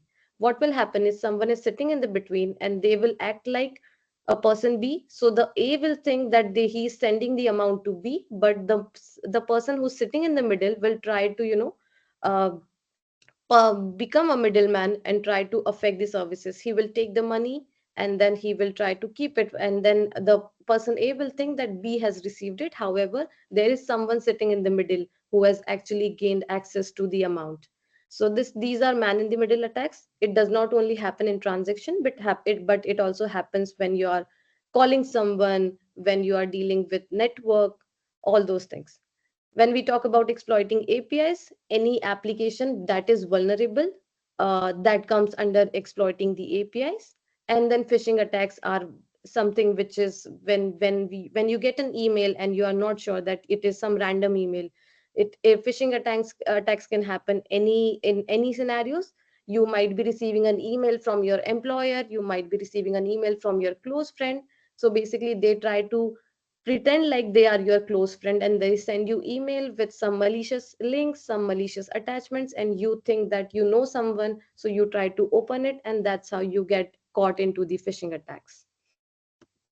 Now, the financial attack that happened is one of the major financial services attack was Equifax data breach.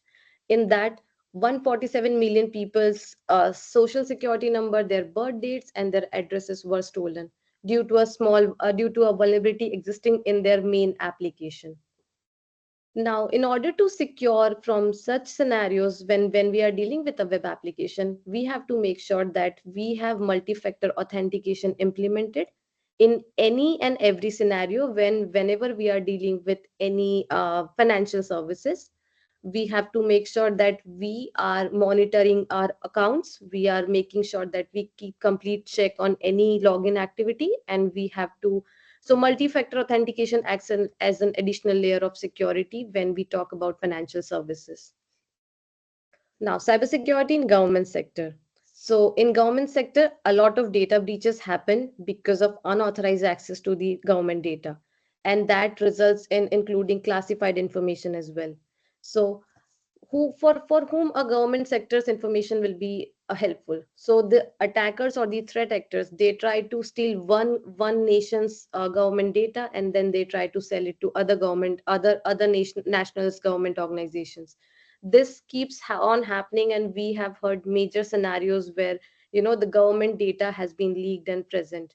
Um, a phishing attack happened in the Ukraine war last year, where the emails the phishing emails were sent from Tajikistan's embassy, and then it was resulted in, so it was a reflection that, the cyber actors or the threat actors, they tried to pass the emails via Tajikistan, and then they resulted in the Ukraine war.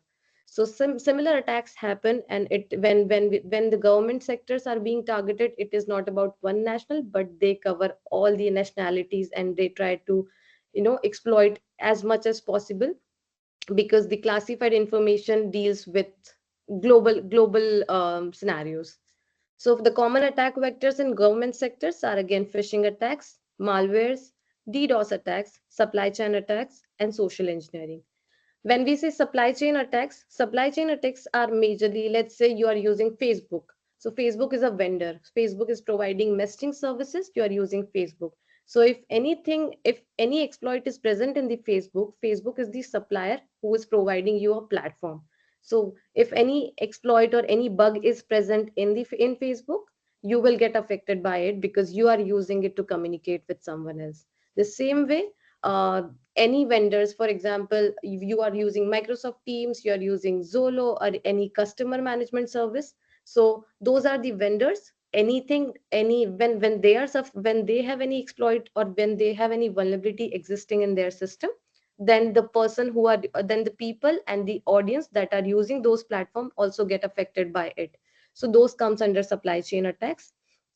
And when we talk about social engineering is something that is, for example, if you get a call from a random number, they try to, tell you that we are calling from so and so bank, and we want all this information, and you give them the information. So social engineering comes under any and every technique that someone tries to gain any information from you, and you try to give it back to them. Now, for the government sectors, the most common attack that has happened in 2020 was a solar wind attack, in which U.S. government agencies and major corporations were also got affected. So there is Orion software that was being used by U.S. government agencies, and that was vulnerable, and due to that, agencies, the organization employees, and everybody got affected, and it had led to major data breaches. So over 18,000 customers' data was compromised during that attack. Now we talk about energy sectors. So in the energy sector, we are talking about electricity, we are talking about gas, and the manufacturing companies who are so providing us the same supply. So in energy sector, again, your data is important. So the customer data and the operational data holds prior importance. So that comes under critical infrastructure information as well, because if you have a manufacturing plant, a lot of critical information is assigned with it, and that information is very critical for everyone. Now, when we talk about critical infrastructure, there are threats to power grids, oil pipelines, and then agencies who are creating energy, any kind of energy. So the attackers who try to attack the energy sector, they try to disrupt the supply, any supply, because it when they try to disrupt the supply, it will not only provide us, or it will not only result in the operational cost, but it will also result in power shutdowns, then lack of supply, all those things. Ransomware attacks is something which is common, or which is common in energy sector, because it disrupts the operation to malware, and then it encrypts the entire data. And you have to make sure that if you are supplying energy to someone, if an organization is responsible for supplying energy, any kind of energy, they cannot keep their powers shut down, or their infrastructure shut down, because they will have massive losses, they will have lot of demands, so they cannot deal with that. And if when energy sector gets attacked, it holds it holds a major difference in the world that we are surviving in. For the energy sector, the common attack vectors are phishing attacks, supply chain attacks, malwares, ransomware, and then vulnerabilities in the industrial control systems. The one common attack and a very, very major scale attack that has happened in 2021 was the Colonial Pipeline ransomware attack. It was a US fuel pipeline, and they had to shut down for nearly a week. And the cost that was the losses that has happened were $15 million due to fuel shortages and operational recovery. So energy sector also plays a very important role when we talk about different fields in practical applications. Then we have retail and e-commerce. In retail and e-commerce, again, we deal with the customer data, payment information, and personal details, because when you shop online, you give all those information to the websites to hold to place the order, or you submit those details to find something. So again, fraudulent transactions also happens in retail and e-commerce. It is a very common area of attack scenarios. Then the risk of credit card frauds, that also happens, because the credit card information that you're putting, if it is not saved securely, then it also can be leaked. Then then we talk about the operational disruptions. So any retail and e-commerce that we are dealing with, if they have to shut down for any reason, then it also creates a lot of downtime, and that then again that results in revenue losses. So again, the common factors or the common attack vectors for the retail and e-commerce are phishing attacks, malware, card skimming, DDoS attacks, and then exploiting vulnerabilities in websites. When we say card skimming is a process or an activity when what happens is when you go to an ATM and when you try to insert your card and then do the transactions, if the ATM machine is being exploited, there are scanners that are placed in the ATM machines. So which what it does is it replicates your card's original data, and then once you have done the transaction, you have taken your card and you have gone back, though that information gets saved in the scanner, and the same scanner can be used to do the fraudulent transactions on your behalf. So that is something which is card skimming that attackers do in order to exploit the fraudulent transactions. A common attack that has happened for retail and e-commerce, or a very bigger a larger scale attack, is a target data breach. I am sure everyone is aware about the target. It is a store where you can find anything and everything. So target when the target data breach happened, the attackers got credit card and debit card information that was saved in the customer's profile and their personal details of 40 million customers. And the revenue and the financial loss and the cost that happened to recover from everything, to pay the customers whose information were being stolen, was $292 million. Now we talk about cybersecurity in education. So cybersecurity in education, we are majorly dealing with the sensitive information that is related to the students and faculty, including their personal and academic records. Along with this, also the content and the training material that is present online, because now when we are switching to from offline mode to online mode, all the information that is related to lecture, that is related to training, and then that is related to their academic records, is present online. So the data breaches happen that results in leakage of those information. Again, with the education sector also, ransomware attacks do happen phishing attacks do happen. And then there are insider threats when students, a faculty, or a staff can unintentionally or unintentionally try to compromise the data security. For example, they have a work laptop and they have some information. They try to take the information out, and that comes under insider threats. And then as we go towards remote learning possibilities, that we have an option to learn and attend the lectures, give the classes, take the classes remotely.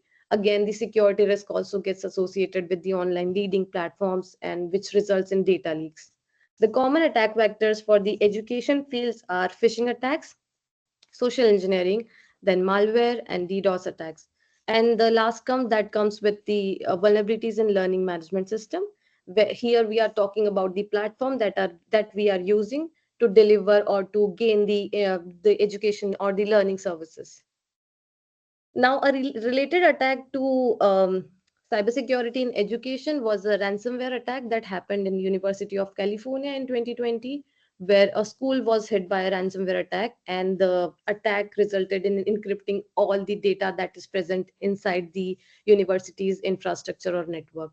And the organization ended up paying $1.14 million to restore the data.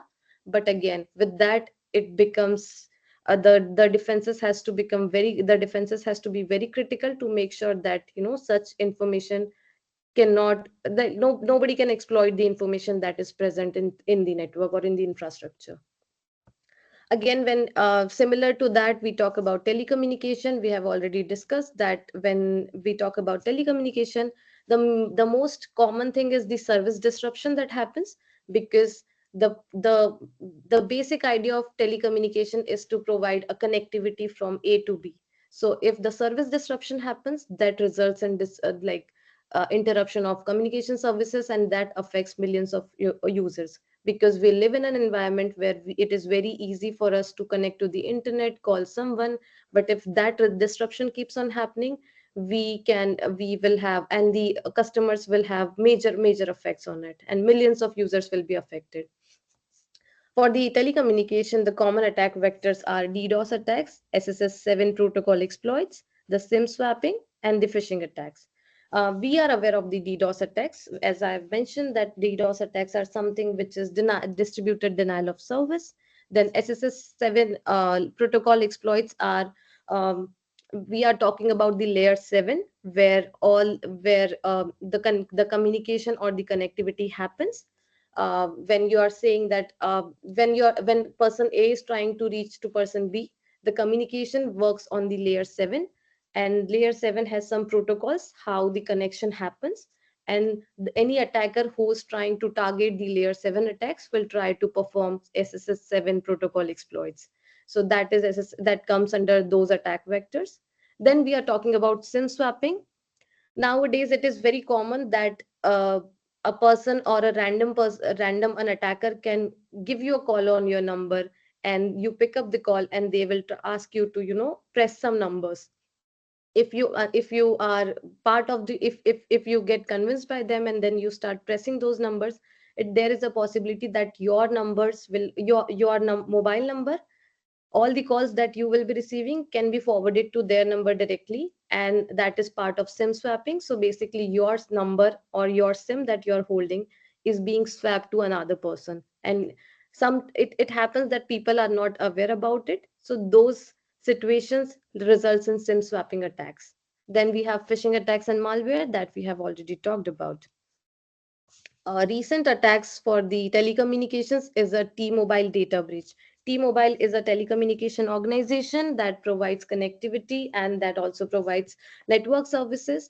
So cyber criminals assess the personal data of 40 million customers, and then it resulted in somewhere around $500 million of costs or financial loss.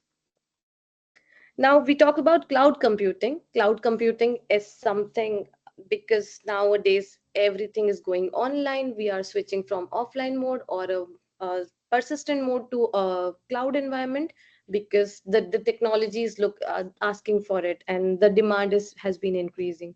So when we say cloud computing, it does not mean that we will be secure. We will have we will have lesser possibilities, but at the same time, with the increase in technology, more attack scenarios will also increase. So in cloud computing also, data breaches is something which is very common. For example, if you have heard of Azure or AWS, all the information that you are using or any organization is keeping, they are putting it on the cloud. But at the same time, if the cloud is not configured properly, due to the misconfigurations, the possibilities of data leak is still there, and that also results in data breaches. Again, the common vectors for cloud computing are phishing attacks. Let's say someone has sent an email and they are trying to, say that you open this link, but if you get into that trap and if you open the link, you might result in, it will result in giving some data. Then we have credential stuffing. When we talk about credential stuffing, is that someone is trying to uh, there is a login ID and password. So what people will try to do is, if someone has your email ID, they will try to enter your email and they will try to add stuff random passwords into the platform until unless they get access inside the platform. So that is considered as credential stuffing. Then we have denial of service, malware deployment, and insecure data transfer. When we talk about cloud computing, denial of service attacks plays a major role because since everything is on the cloud, everything is on the internet, if denial of service attacks happen, then it helps, like it results in getting like no access at all. You will end up having no access at all, because if the internet is itself is down, then you cannot access it, so you cannot do anything about it. Then with the cloud computing, there are malware deployment that happens. Again, a file that is consisting of a malware. If the data is not going securely, if there is insecure data transfer, if the file that is being sent from A to B is not being scanned, what will happen is it will result in malware deployment at the cloud. So the related attack is the Capital One data breach, where a misconfigured AWS cloud server exposed 100 million customers' personal and financial data, and that resulted in a cost of $300 million of loss. Now, again, the last thing that we are going to talk about is the artificial intelligence. Since artificial intelligence is very much into the market, very much it's present around us. We are dealing with ChatGPT. ChatGPT is a very common example of artificial intelligence. It also risks the data privacy violations. You have entered some information that you are not aware of, but in any personal information. So when you open chat gpt and when you try to ask a question, chat gpts suggest you that you are not supposed to enter any personal information. So if any information that you are feeding into chat gpt, that will result in your privacy violations at some point of time. Then then with chat gpt, again, there are data poisoning attacks, there are adversarial attacks, there are modern inversion, denial of service, and phishing attacks. These are the common attack vectors of artificial intelligence. However, there are very limited scenarios where artificial intelligence can be exploited in the current situation. But the common attack is an LLM injection attack that happens with the artificial intelligence, which results in, for example, if you have dealt with chat gpt's new features that are present, where you can upload a picture, you can make changes in the picture. So chat gpt or the llm is based, when we say llm is a language model, where it is a large language model. You give chat gpt a picture and then it will understand the picture and give you something about the picture. So in the same way, LLM injection attack happens that are present in the artificial intelligence driven systems. Now, we talk about prevention measures and defense strategies, because we have seen what all kind of attacks happens in different fields and with respect to cybersecurity. Now, for a generic level, we will be giving the I'll be giving the preventive measures, or I'll be talking about the preventive measures that are very general. So the first one is firewalls. Firewalls is something which helps as an additional layer of security. It could be application layer, it could be any kind of firewall. We are dealing with network, we are dealing with applications, or we are dealing with hosts. So multiple types of firewalls exist in the market. Those helps you protect or add an extra layer of security. Then we talk about encryption. Anything that is going from A to B should be encrypted properly, and Encryption is something which, strong encryption should be implemented to make sure that there is no data loss or any possibility of gaining the data from the system or in between the system.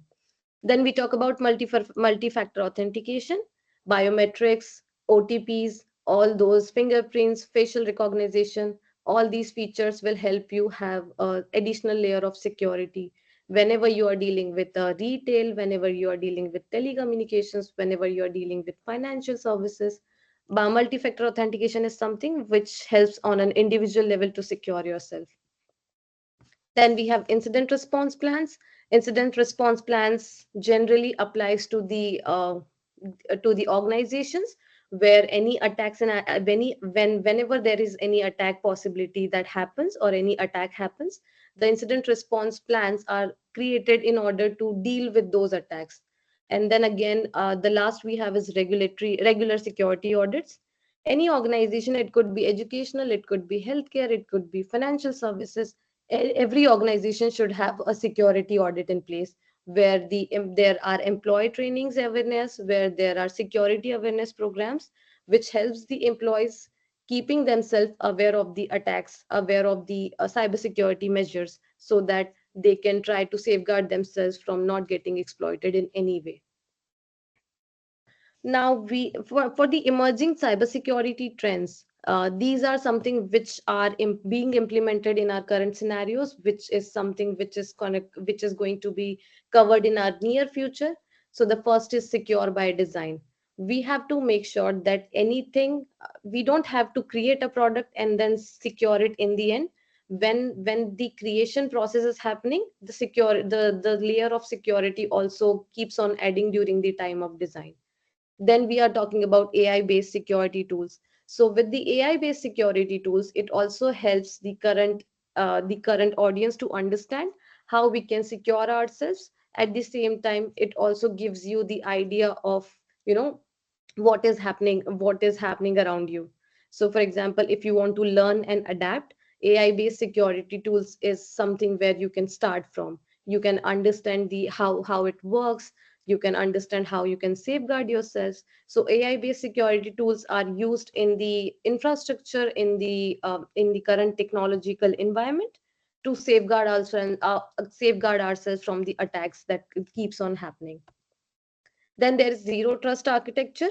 The basic idea of zero trust architecture is that do not trust on anything. You see any website, do not trust. You see a message, do not trust. Never trust, always verify. Anything you see, you have to get it verified from somewhere else before trying to access it. Then we have quantum cryptography and blockchain insecurity. That is something which, on an organization level, these are the new and modern terms that have entered the market. And the whole idea of quantum cryptography and blockchain insecurity is to keep ourselves um, aware and protected from the cyber attacks that keeps on happening. If you see this diagram, it is a real-time monitoring dashboard, which also shows that how the emerging trends with the emerging trends we are trying to protect ourselves. So this is error by incident type. If you see phishing attacks, how many have happened, how many URLs have been detected, in the terms of network security, how many command executions have happened. So basically, this is an example of how the tracking is happening, how in the current situation, we are trying to protect ourselves from the cyber attacks that happens in different fields. If you see this screenshot, it gives you a clear idea of how many error messages we have received, how many findings are present in the network. So these are the monitoring systems that are being used in organizations to keep themselves aware of what all vulnerabilities exist in their system and how critical are they.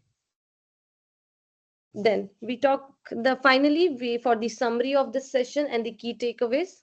It is very important it is of a critical importance to make sure that we keep ourselves safe, cyber safe from the surroundings. We try to take the preventive measures from the real world examples to mitigate the risk in our nearby environment, as well as we try to help the other people as much as we can. Then we try to we try to make sure that any service disruption that keeps on happening, we try to reduce it. And again, with the financial with the various fields in cybersecurity, there are indirect costs, there are costs, and what all happens after the cyber attacks that has happened. So there is a lot of trust, a loss of trust. You will not be trusting the organizations that have came under cyber attacks because you'll think that they are not secured enough. So these are the results that has happened. At the same time, we are also making sure that with the emerging cybersecurity trends, we are protecting ourselves as much as possible. So that was all from my end. Thank you so much for listening. If anyone has any question, please feel free to ask.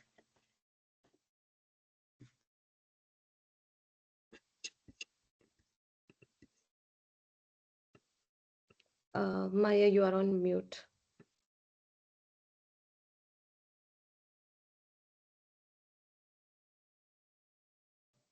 Sorry, Simran. Yeah, Can you sorry. hear me? Am I audible? Okay, Yes, I sorry. can hear you. I'm just talking and just thanking you for the session that I think has been complementary to Acharya's, but at the same time still is like trying to understand how we can be safe. No?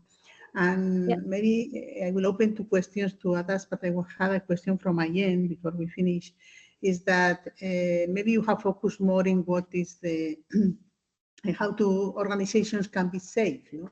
But I don't know if it's true, but what I keep hearing more and more is that you can go in the metro and someone can be, or you can be in a public spectacle and someone can be next to you with chips in his body and he's already stealing the data from your debit card, credit card, whatever you have. Is that true? Is that a trend? How we can, because that is the only thing we can, I think, is pray, no, that they don't steal from us. How can an individual be secure in in a world where, yeah, someone can have chips in his body and get the data from you?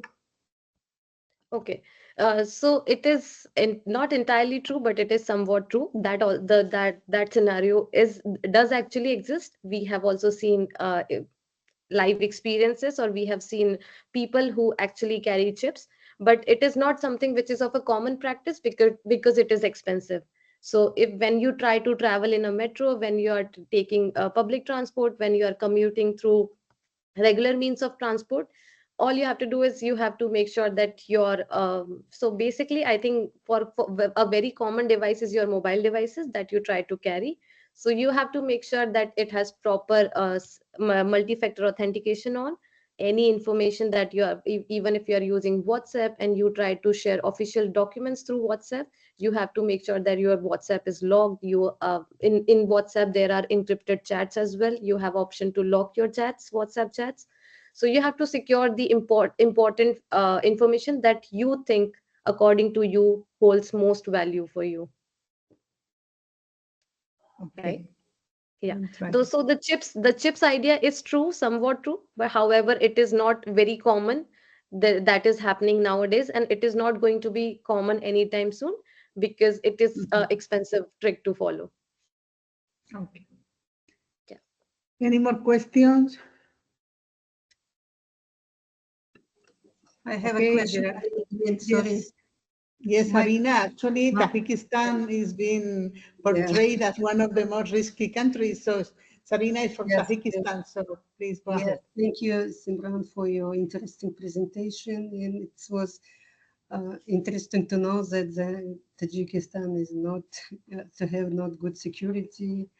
So, and my question about the WhatsApp. Usually they use WhatsApp and many things they send by WhatsApp. What do you think? This is security or not? Because, for example, if we receive the blood test from laboratory, yes, by using QR code, and of course we use the doctor WhatsApp and you and send our results to the doctor to find and to get some medical decision.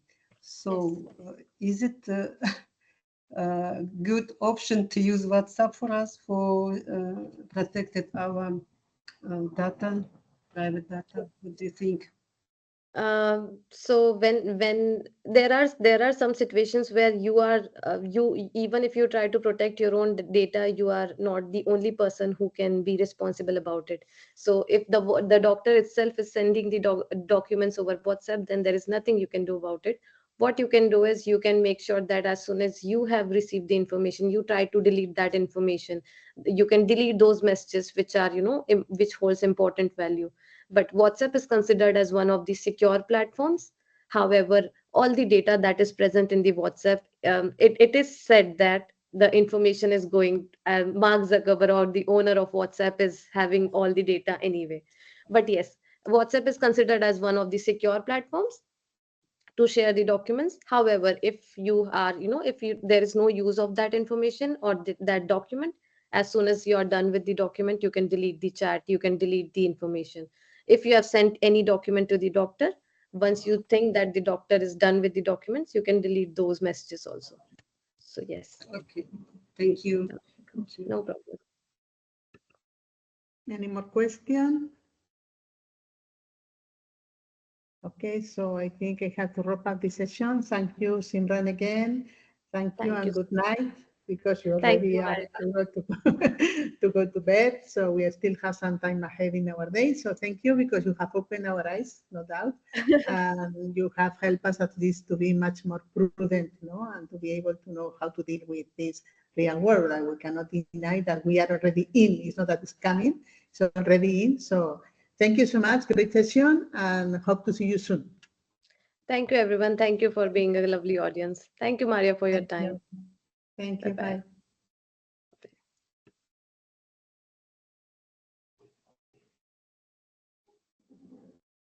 Bye.